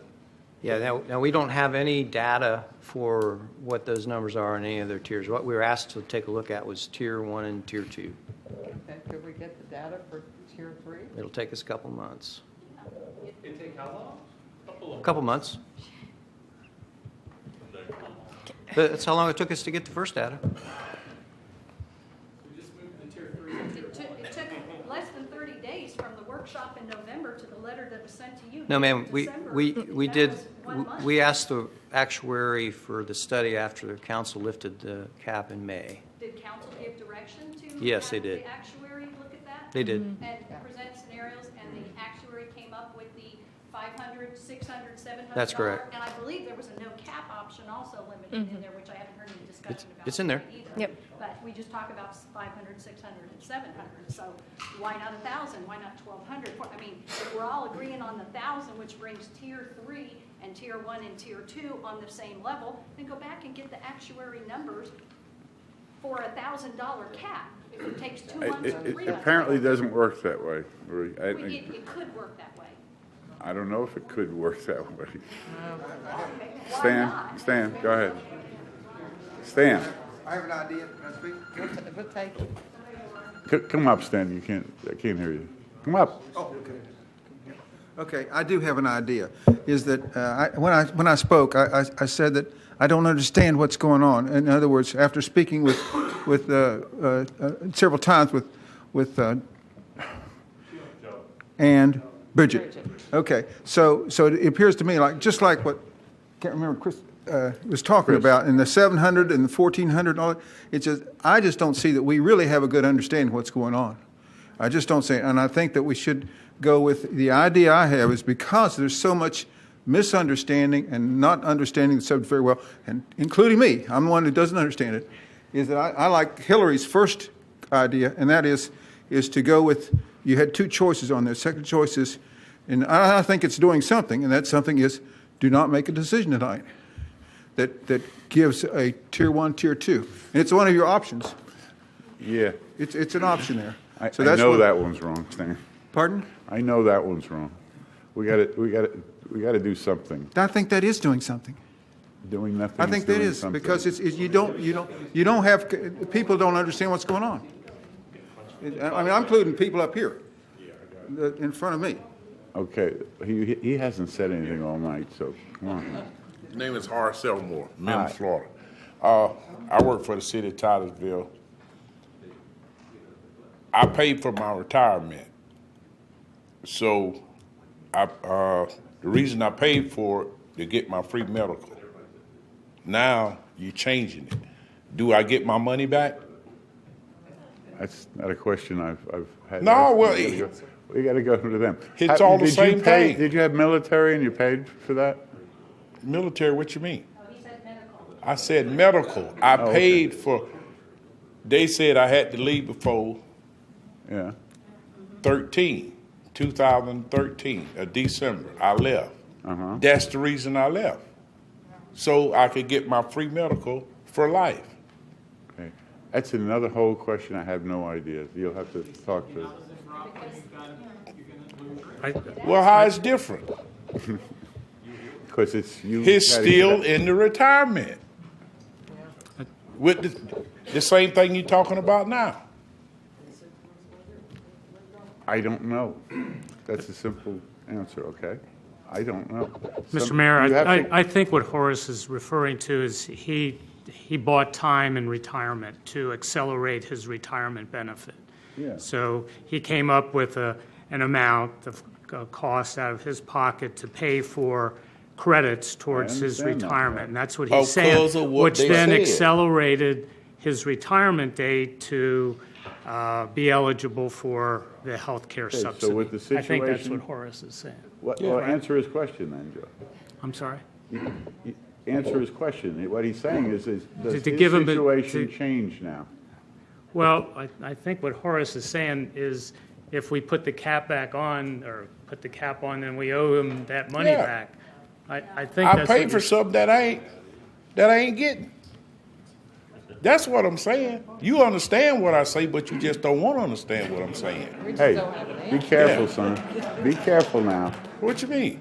I said, be careful. Yeah, I'm a little older than you, so Well, that be don't, respectful. that don't make a difference. Sit down. I will. And call the question. I'm not sure we have an answer to call the question. There's a lot of people that bought time or gave up their drop or whatever to secure that. Because they were given that either or Blue collar by Either you get out or December, you lose it. white collar by April 14th or 13th and that. And by October, they put a cap on. It's like, you didn't know that? Or did you know it and you wanted us to get out? That's why I said you can't trust. Your trust is gone. And that's in a memo. I can assure you, that's the first I ever heard of all of that stuff. Well, I think we have a suggestion here that we call the question. Well, I have a question. Okay, that's the question. First, the meeting with the actuarial, the meeting that we had, the workshop with the actuarial, is that available on the city website? About the council meeting? Yeah. It's on the YouTube channel. And Is it? the council meeting from that, that's where I looked at it. One of Okay. them was. So it is on the YouTube channel? I know one of them was, because one of them, the very first one was, I know, because I looked at it. I don't know about the workshop, is it not? Okay. Can we get that on some way that people can access that? I mean, I think it'd be helpful. Then everybody understands what this guy is saying to us, and maybe that'll help. I'm not sure I always understood, but Member Diesel. If we decide to leave things as they are, and we come back 1 year from today, what actuarial evidence will we have then? Will we have a clearer picture? I'll be honest with you. I'll be the first one to tell you. Somebody out there said, I think it was you, Stan, looked up here, probably looked at me, said, they don't know what they're doing, I don't understand by any means. I cannot give a dissertation on an actuary. I can't give you a page report on an actuary. I'm being very honest with you. I call it a prognosis, a prediction of what's going to happen. And it's, I don't think anybody who's ever been in the stock market, although it's been pretty good here lately and pretty predictable, but for the most part, you can't say what your stock market's going to be like a year from today. I don't know, from what I can gather, that an actuary or an actuarial prediction will know exactly what it's going to be like a year from today either. So I kind of tend to, part of it would be Vice Mayor, I think sort of mentioned, play this out a little bit, call it buy time. I've heard enough things out here to know, and if you were here and remember, my big push when we did this, I think you said April, whenever we did this, was the keeping the word. I won't go into it, but I have my own personal story about the state not keeping a word to me in my drop, and I can't tell you that doesn't affect how I feel. Now I have a guy coming up and saying that he bought out, basically as I understand it, bought out his time so he could get in and get exactly what we're taking away. And that bothers me. That's the way I'm understanding it. So I guess what I'm asking you is if we put this at least on hold, I want to have, I get the scariness of the actuary. I do, believe me, I do. Otherwise we wouldn't be even coming this far with this. Because when we did this, those of us who voted to do this felt very good about it. I felt great about it. And then all of a sudden the big tsunami came and said, what did you do? So that being said, I don't want to go down the road of what did you do, but I also have some concerns about that we took this vote and then the what did you do tsunami came, and I didn't see that beforehand. And I would like to have seen that. I ask you again, because I interrupted you before you even had a chance to respond, what would be the problem with moving as we are for a year and then see what this tsunami is really going to do, and are the weather reports wrong and there is no tsunami? I think if you did that, it would be, you would have to do it for probably a 2-year period. I don't think a year is going to get you very much. And I think that and there's 2 reasons why. Number one is GASB 75, which books this whole giant liability, not all governments are going to have that implemented until 2 years from now. We're doing it this CAFR. Some governments are doing it the next CAFR. So you're not going to see how that really affects everything until probably 2 years down the road. The other thing is every time we do an actuarial valuation, there's a trust, a board that manages the OPEB trust fund, just like the pension boards have managed the pension trust funds. And so the OPEB trust fund, they have elected to do biannual actuarial valuations because I think they're very costly and the trust fund doesn't have a lot of money. That's an administrative thing. But if we do 2 full-blown valuations, one this year and then one next year, then that's going to take more money out of what we put in to retiree health care because it has to go to pay for these actuarial costs. So part of the reason we early implemented 75 was because we were making changes. It would be a little less confusing. And also, we were trying to save the trust fund money to where they wouldn't have to do 2 full-blown actuarial studies back to back. So I think if you lifted this cap, the liability would be booked, it would be updated, and they do an update based on prior year data next year, but it won't be probably the full impact that you're looking for. I mean, in terms of if you wanted to decide, if you decided you wanted to go back and put on a cap in a year from now, then it would cost the trust, it would cost the retiree healthcare trust fund money that they typically don't spend. So there'd be no indication in a year if we rode this the way we're riding it, no cap. We'll see what our actual liability looks like, and what you're going to see is there was one of the graphs that we did, and this was just for 1 year. This where it has the OPEB liability versus the unrestricted net assets, and you can see in the 4 different scenarios how much our unrestricted dollars go like this as the cap was lifted, and I think that you will definitely see with our next CAFR if you keep the cap the way it is. In terms of the comparisons with other governments and how that's going to shake out, I think that's going to be phased in just because everybody's not implementing it at the same time. And it's possible that through this, and not necessarily actuarial, that, and I'm not wishing you any bad harm, but I was going to say Hillary Horner. Hillary graduated, and we graduated at the same time, and she's telling me how all of her friends are dying. I'm a little concerned to go home. But that being said, if the circle of life takes its circle and we lose some and some turn 65, is there not a chance that this could not be that bad a deal? The actuary takes all of that into account. They have their mortality tables and they estimate all of those things. There is one change that we requested after the workshop of the actuary, and that it'll be a minor change. I don't think it'll be a huge difference in the liability, but one of the things we're doing new this year is we do have 2 retiree health care plans, the post 65 and the pre 65.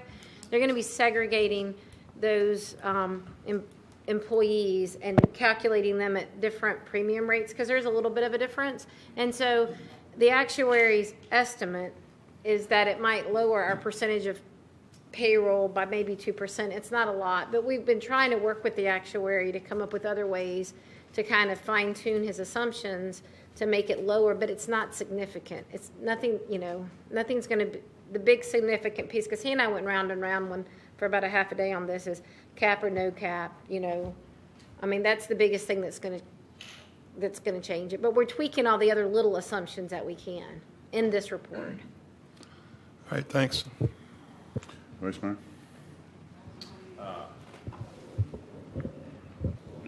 With respect, if anybody else has anything else to add, I would move forward with this. Number one, I think there's still discussion on moving the 14 over to be had, at least a yes or a no to that. I think that we owe that. So if that's not, and I think that Mr. House had said, we saw some head nods in the last one, but direction has not been given. So probably owe an answer on that. If the data is not in where, if that decision, if you don't have the data in front of you to make that decision, I could respectfully go bring it back to make sure we have the data. I think that we did. I think we have seen that, but I don't know if all council members have seen what it would take to move that last tier over. So, Bridget, do you have a question? No, I just getting lost. Sorry. Okay, you look like you were. Sorry. Okay, is that a data issue that you really need, or is it this is what our contract says? So to heck with the data. Right. It's what's right. It's what's in our contract. It's what's written. It's what we signed. It's what we agreed upon. I'm just saying. Sure. Data. Yeah. I know, and respectfully to the other members of council, I know my comfort level, and I know where I'm at right now. Right. I don't know if the other council members have had that same chance. What I'm saying is I'm good to go. But out of respect, I mean, this is our third time up here with I don't this. disagree. The contract language is clear. Right. Which contract are you referring to? The paperwork that we signed when we went into the drop program. It's very easy to hear it, one of you at a time. It's the paperwork that we all signed when we entered into the drop program. Okay, thank you. I can't understand two It's people okay. at the same time. It's okay. so respectfully, I guess where I'm going with my motion at this point would be to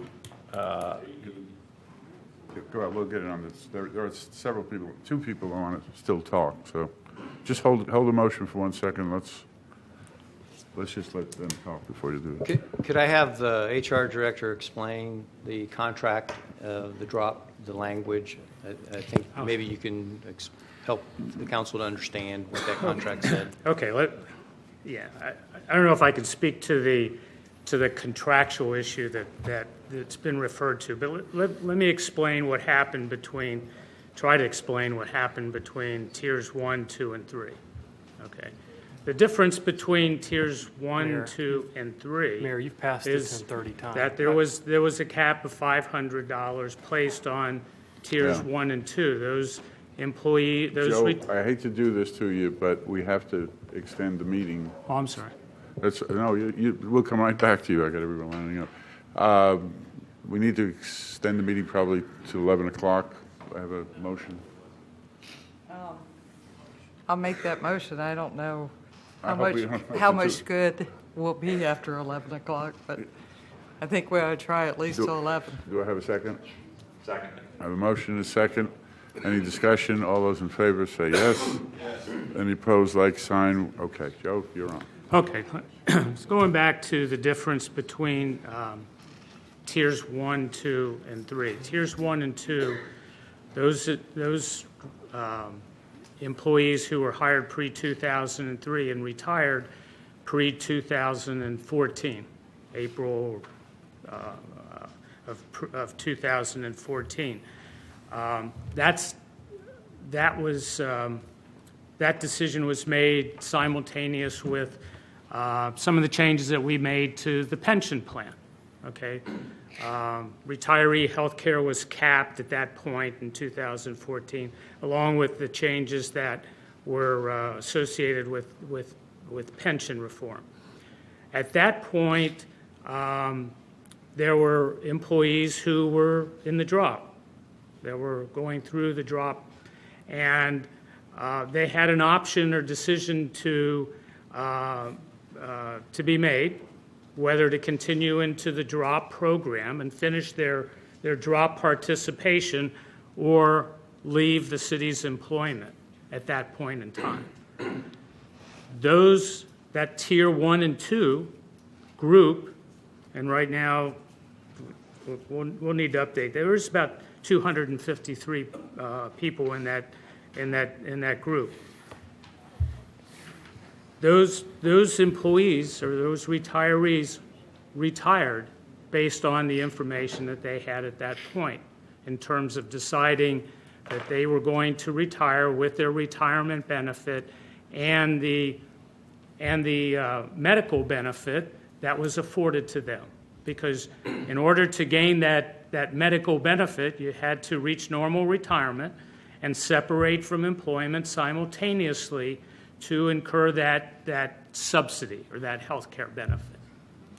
Those employees who were in the drop that decided to continue their employment made that decision based on the information at that time, and they decided to continue their employment, continue their participation in the drop until such time as that date would finish or conclude. That tier then became that third tier that you hear is talk about. And that tier is associated with a lesser benefit, if you will, 50%, okay, of the premium or the health care premium, or $8 per year of service, whichever is greater. So that's how we got into separating tiers 1, 2, and 3, based on the decisions that the employees made at the time with the information that they had at the time with respect to the changes that were made with respect to the cap and the pension plan. Right. Joe, could you also explain the difference between retired and separated employment versus retired for drop purposes? Okay. For the purposes of of the drop participation, an employee still continues employment. Their retirement benefit stops. It doesn't continue. But it's deferred until such time as the employee or the retiree concludes that drop participation. At the end of that drop participation is when the retiree collects the retirement benefit. That's the calculation of the retirement benefit to include the drop monies, if you will, that was deferred at that time and placed into a drop account. So that group is different than tiers 1 and 2 that decided to stop their drop participation. If they entered it, stop it at that point in time to enjoy that retirement benefit, if you will, not only from the retirement benefit, but also from the health care subsidy, if that makes some sense. So there is some separation and some differences between tiers 1, 2, and 3, and the city took into account those employees, those retirees, the dates of hire, and made calculations based on all of that. Okay, Member Stokely. This is so tough. Tom, do you want to say something real quick before? Yeah, I do. You all got to remember that very first sentence of that drop paperwork that we had to sign, everybody that went into the drop, that very first sentence that this city attorney's office, that this city had to approve, said, in order to be eligible to be a member of the drop, you must fully retire. Fully retire at this agency or at this city means that when you retire, your insurance is set, your pension is set, and you're fully retired. You are retired. You're just continuing to work. That was a benefit to the city to have us to continue to work for our experience. Was it a benefit to us as well? Yes, it was, because we were investing. We were looking at our future. But that very first sentence says, in order to be eligible to be a member in the drop, you must fully retire. I gave that paperwork to all of you. It's in black and white. Jolynn Nelson, you looked at it and you read it and you go, it's in black and white. It is in black and white. I need that still, actually. You didn't send it to me I yet. sent it to you. Did you? Because I know we didn't meet about it. I promise Okay. I will send it to Okay. you. I will bring Yeah, it to your office. I'd be willing to maybe look into that more. That to me is because it is a small group. Like I'm trying to look at. Hang on, I'm going to try to address a couple things here. This is.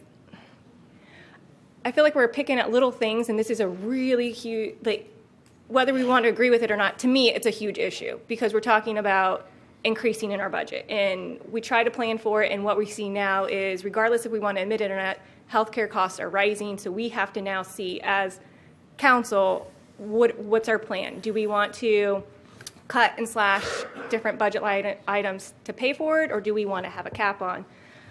And it's frustrating being in this role, just being here over a year now, because I feel like this goes back to whenever you guys got your promises or signed your contracts. I think at that time rates were a lot lower. I don't think anybody could have anticipated this leap in Medicare and medical costs. So regardless, I think there was some probably vague language that led you guys to believe that you would have your medical costs covered. On the city's end, I'm sure there's language in there, because I get it with my job. We have the right to change this if necessary, to kind of cover ourselves if we need to plan for it. So however that was kind of communicated, I don't know, but now it leaves us up here dealing with that, unfortunately.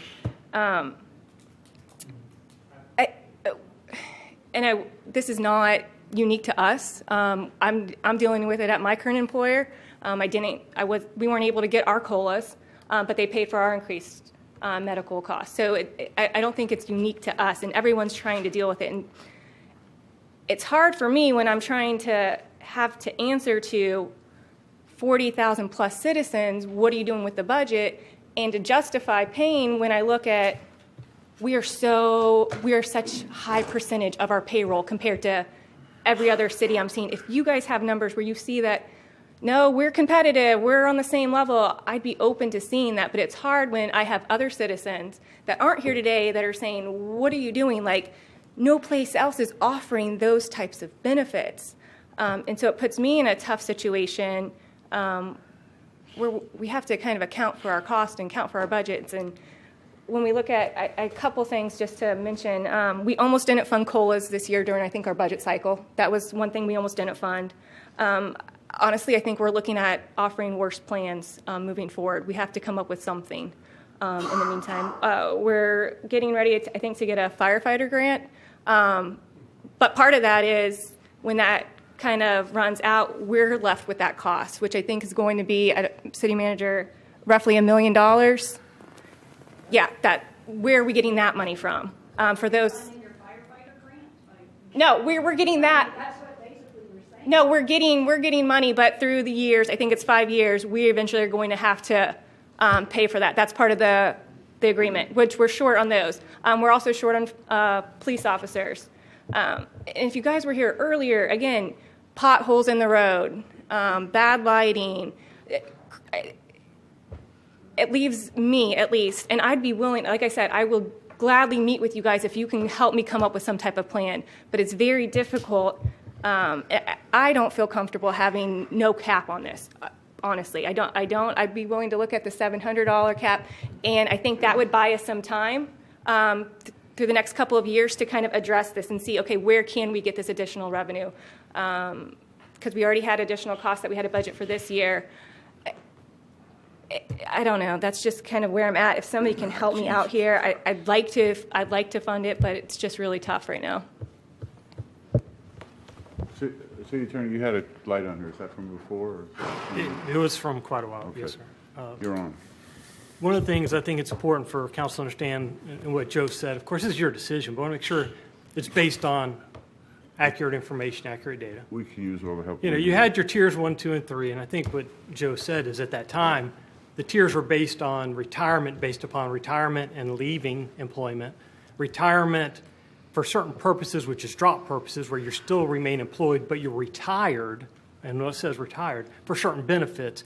And those tiers were established based on those understandings at the time.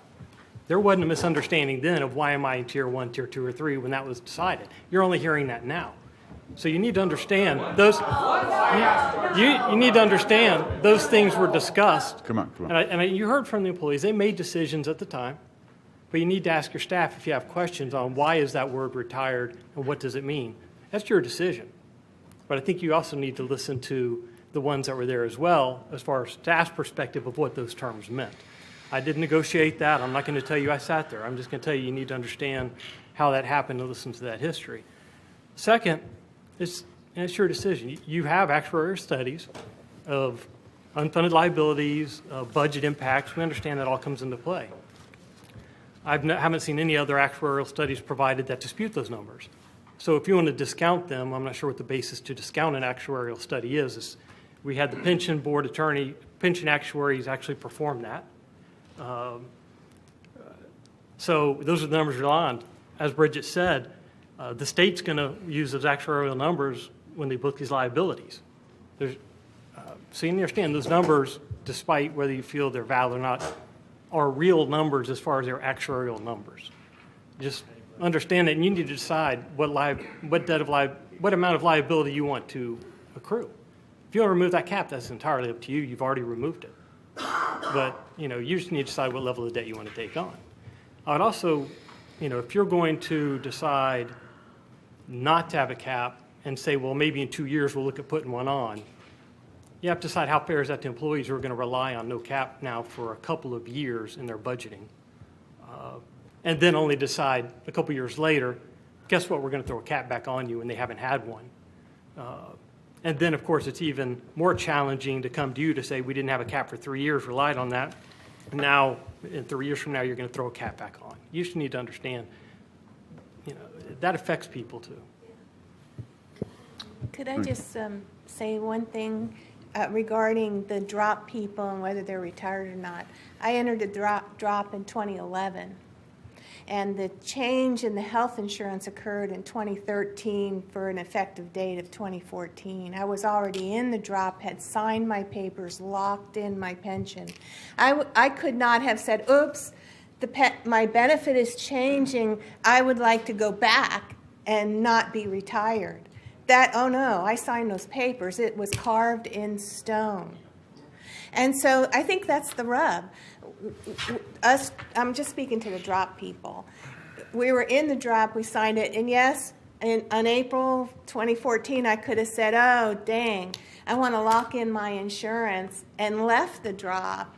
But what this one gentleman, I don't think he's here, what he did is he forgoed the savings he would have gotten if he'd have stayed in the drop. And so for me, and what we had to say to ourselves is, oh my God, they're changing the health insurance. I'm 2 years into this drop, and now what I planned my retirement on is changing, because now I'm going to have to pay towards my health insurance, in which when I dropped, I figured I would have health insurance. So the thing is that we couldn't change our minds. But the city changed their minds. And so when I made my decision to stay in the drop, I said to myself, hell, they already changed the rule. I'm not even 2 years into this thing, and they've changed the rule. How do I know they won't change it again in the future? Where is the best for me? And that's why I stayed in the drop.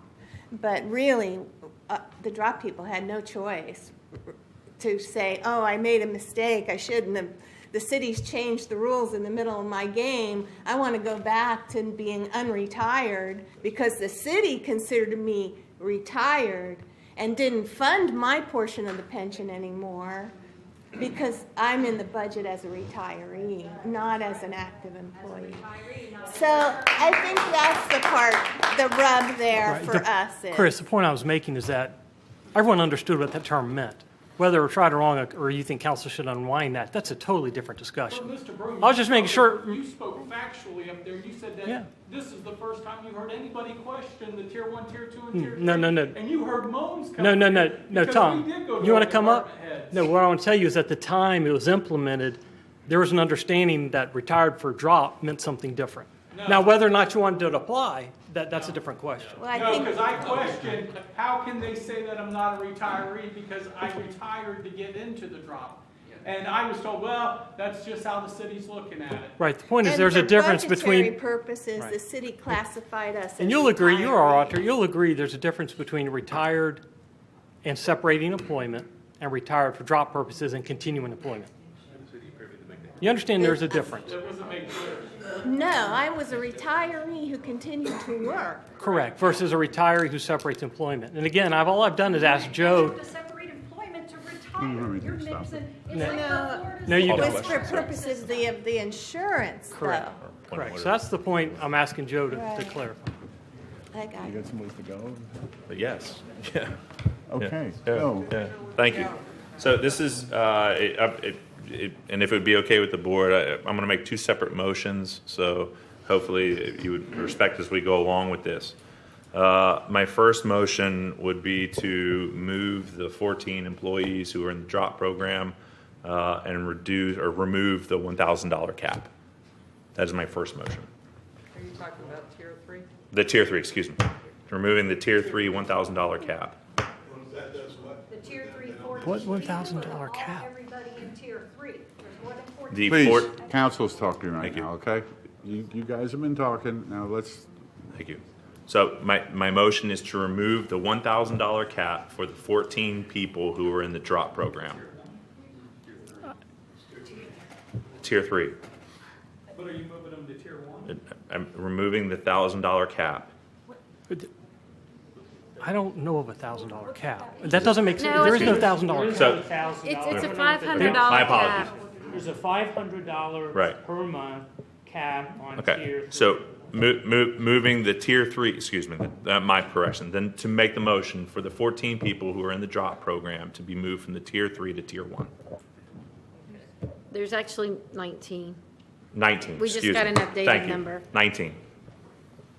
Do we know what that cost is? That's what I was just going to ask. Of the 19 people? I haven't worked on tier 3. It's just been tier 1 and 2. So I don't know. Well, So. the idea is whatever we do. Hang on a minute. The idea is, I'm sorry. There might be one. Not this sheet. Hang on. She doesn't have it, so. We can defer for a minute so she can say whatever she wants. It's a motion, it hasn't been seconded, sir. Yeah.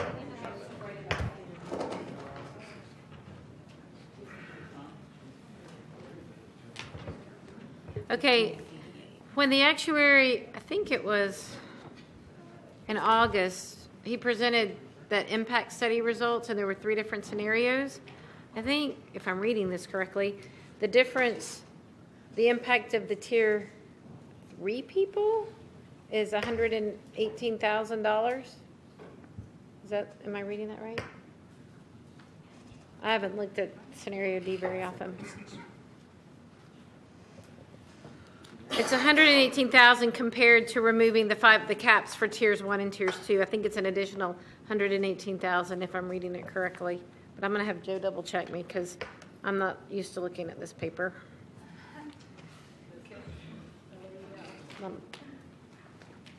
But I think I think it would be an additional $118,000. Is what it would be, additional to what you've already done. Right, that's in this group here. Yep. No, leave the motion. So it goes from 4.6 million to 4.6. So it increases the cost by 118,000. So we have. My motion stands. Why don't you second it and then leave it, table it for the next meeting? I I think before I feel comfortable seconding anything tonight, just because we're here for advisability, I'd like to maybe come together for what we want staff to bring back to us to potentially vote at our next meeting or a future meeting. That's my personal opinion. I don't feel like I agree, and I'm trying to figure a way to do that. So maybe we to can, provide advisability to see what to staff on that particular we thing. won't make a motion. as well We'll as- ask you to look at that from a financial point of view and see if it, you did it very quickly here. You could be in error. Okay. Is that all right with you? My motion would stand, but if it dies due to lack of second, I'll Well, stand. it hasn't My really motion died. stands. It's just being postponed until next time. I'm asking for a motion. You need So the you're- advisability. The advisability. Right, but what I think what we're looking for is what Member Sokol is suggesting is, what is it that you would like us to look into to come back for the meeting? That motion. Yeah. That's one Yes. part. Yes. Now he's got a So you're second talking part. about remove tier 3 and put them in with tier 1 and tier 2? Yeah. Okay. That is my motion that I'm looking for, either no support, a second, or something procedurally to say it dies, but we're gonna, that would be my hope. It looks like you would have the votes to do it as soon as we're confident that the numbers we're being given are correct. Further to the motion, is there a second? Thank you. Thank you. Okay. That same motion, examine it, and as part of the advisability, examine that and make sure we have the numbers all correct. I don't want to go, No, I understand. Can And I I say just a believe- second here so there's no misunderstanding? I like the motion, but it's like what's behind curtain number 1 here. I need to, she's kind of writing things down, and that would be a motion that I'm going to second and ultimately think I will. But at this point, I feel like there's what I want to do, but what are we doing?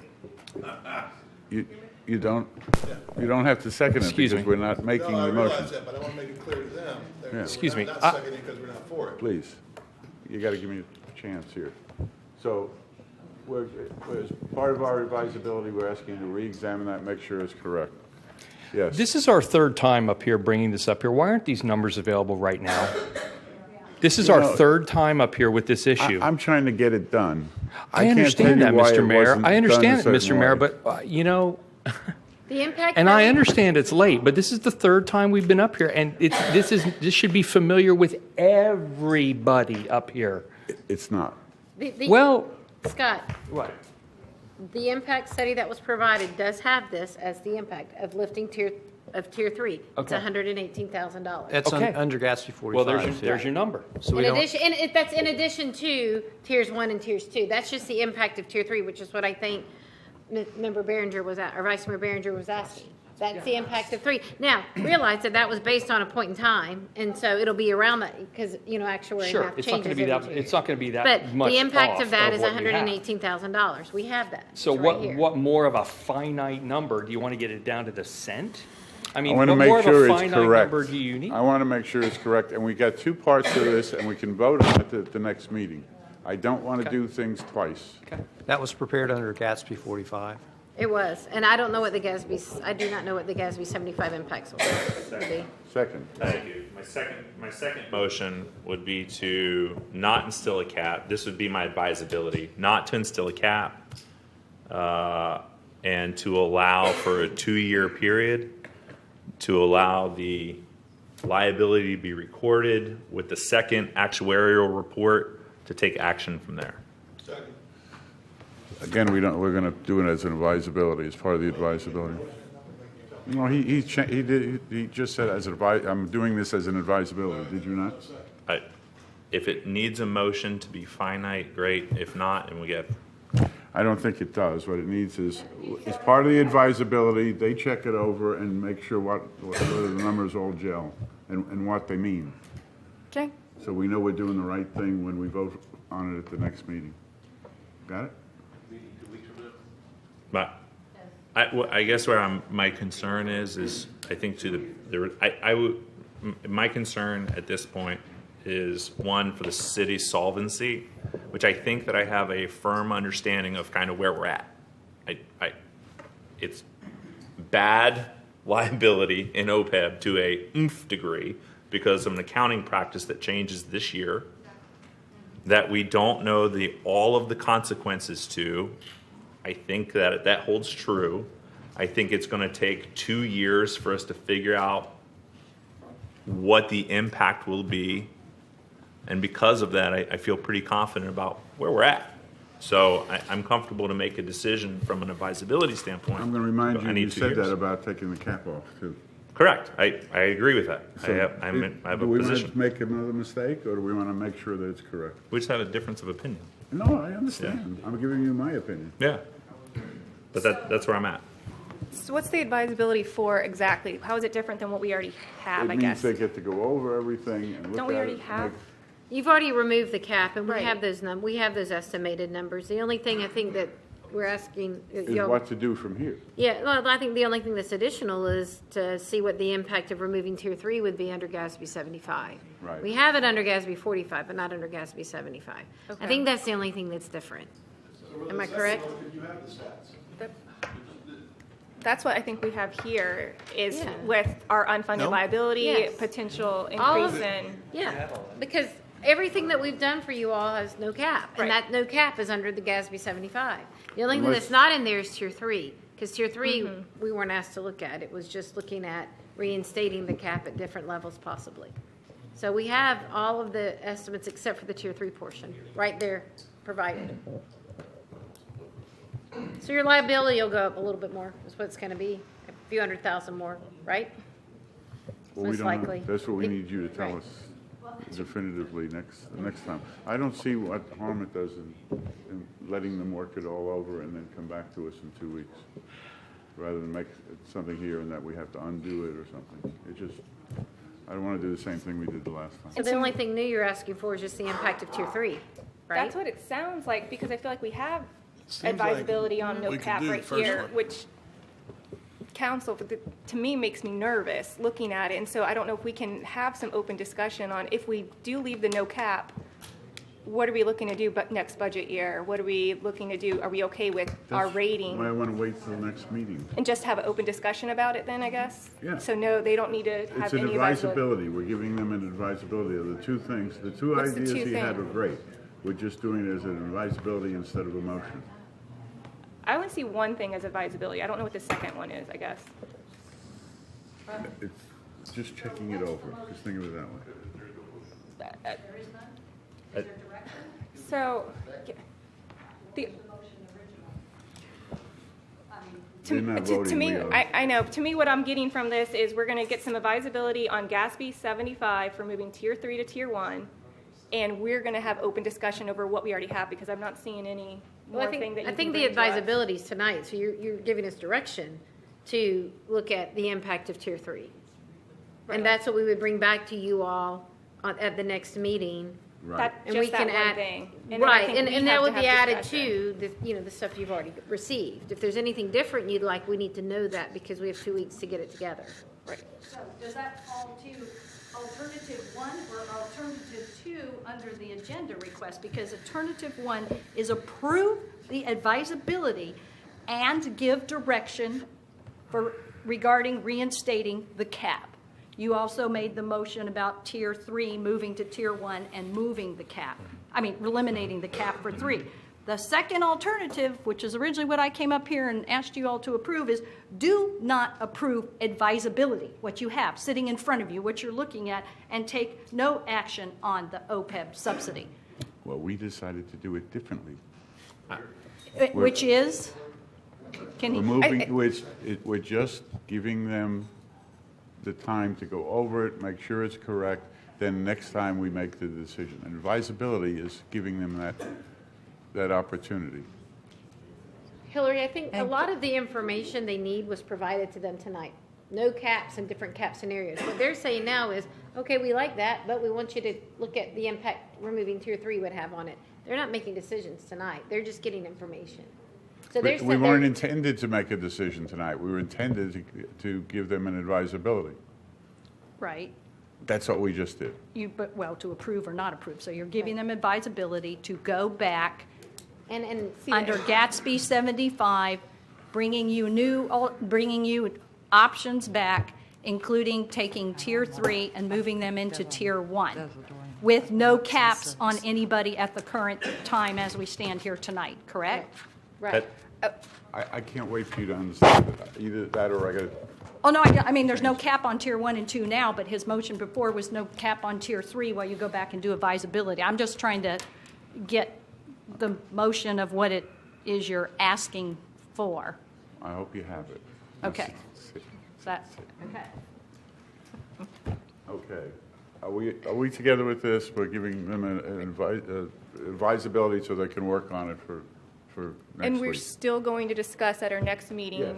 the potential between a $700 cap or no Yes. cap and what we want to do. Okay. And we'll give you that, hopefully, if I can get the actuary in the next 2 weeks, with the impact of Tier 3. You have it without Tier 3, with the impact of Tier 3. I think that's what y'all are asking, right? Yes. Okay. City Attorney, do we have a motion on it, or just can we leave it at that and they can come back? You can have a consensus, or you can have a motion All right, to we have a clarify. consensus. There's not consensus. Then I would have a motion on the advisability of what you're doing. All right. Are you making a motion? I made 2 motions, so I seconded the second one. Okay, and that motion is to let them come back as an advisability and let them come back. You want to decide tonight after everything we just went through? The issue is the agenda item is an advisability. It was advertised as advisability. Why? What do you accomplish? that the retirees can go be retired. We've done it again.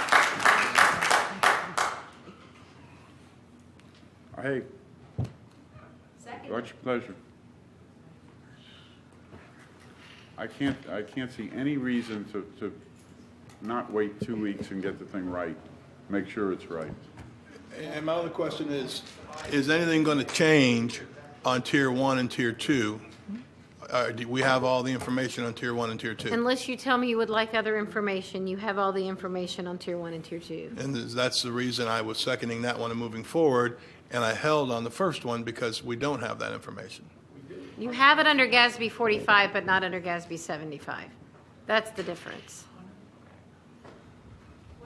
Is that number going to change? GASB 75. It's not all this year or all next year. Yes, it is. We're implementing it this year.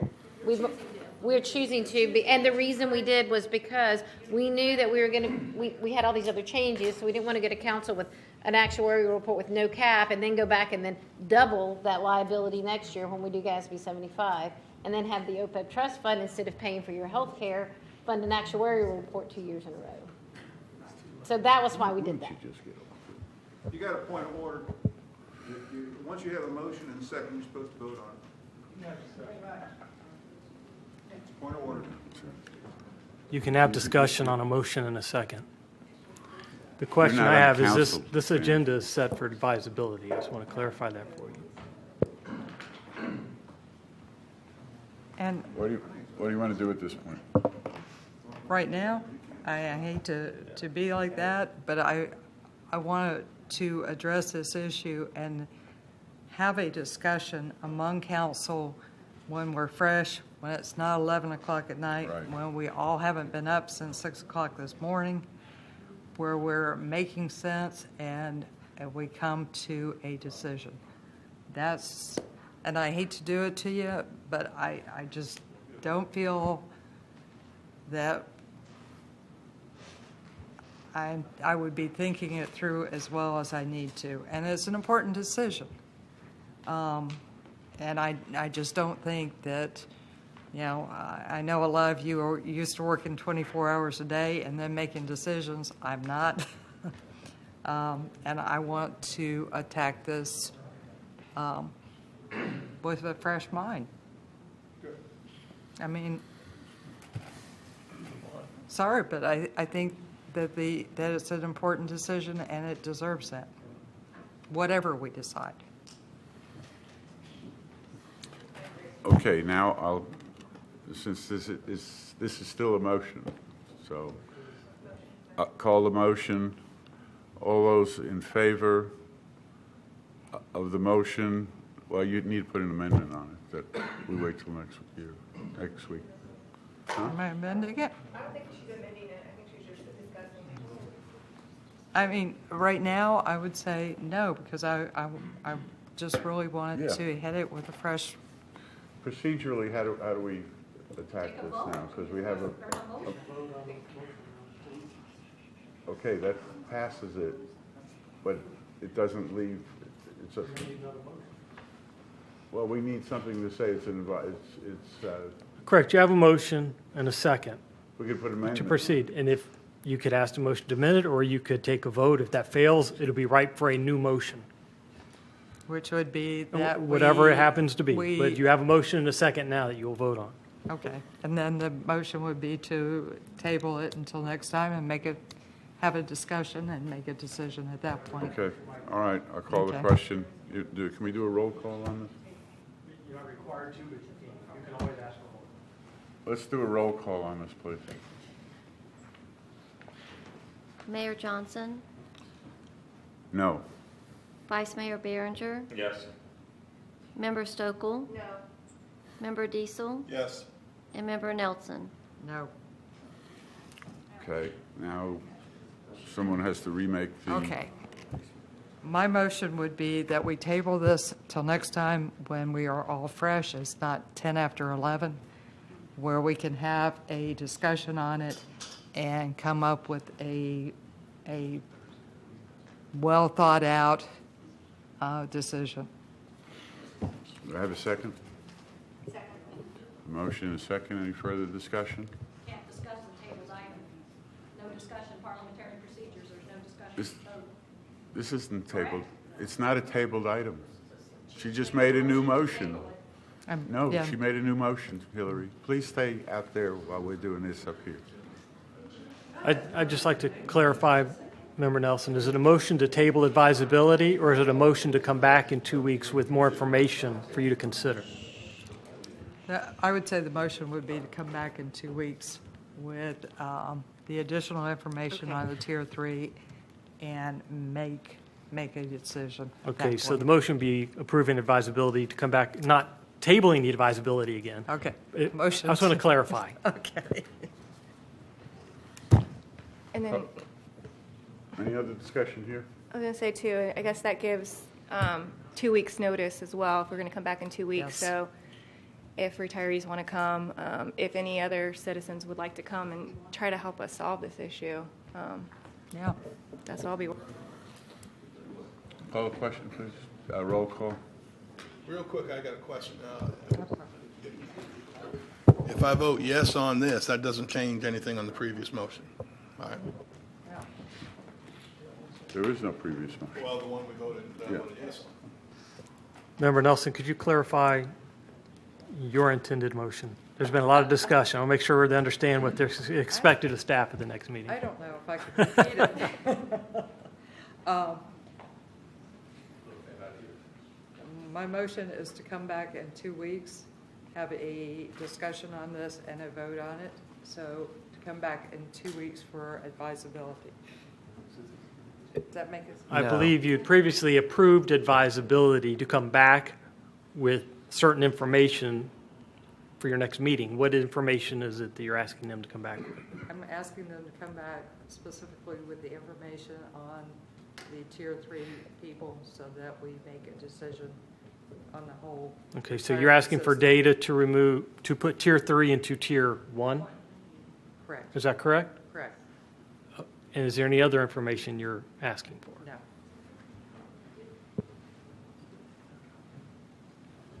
Isn't it two things? Come on. Second. We have a motion and a second. Any further discussion?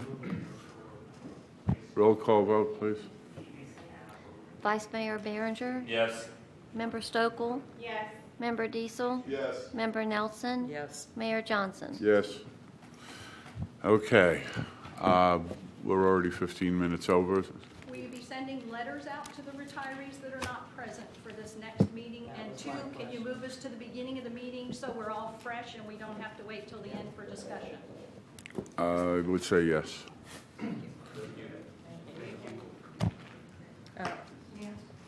And I would ask that we go ahead and send their letters out this week. Yes. Get the letters out this week, please, so we don't have a situation. All right. Anything else? Yeah, we got a couple of things. Petition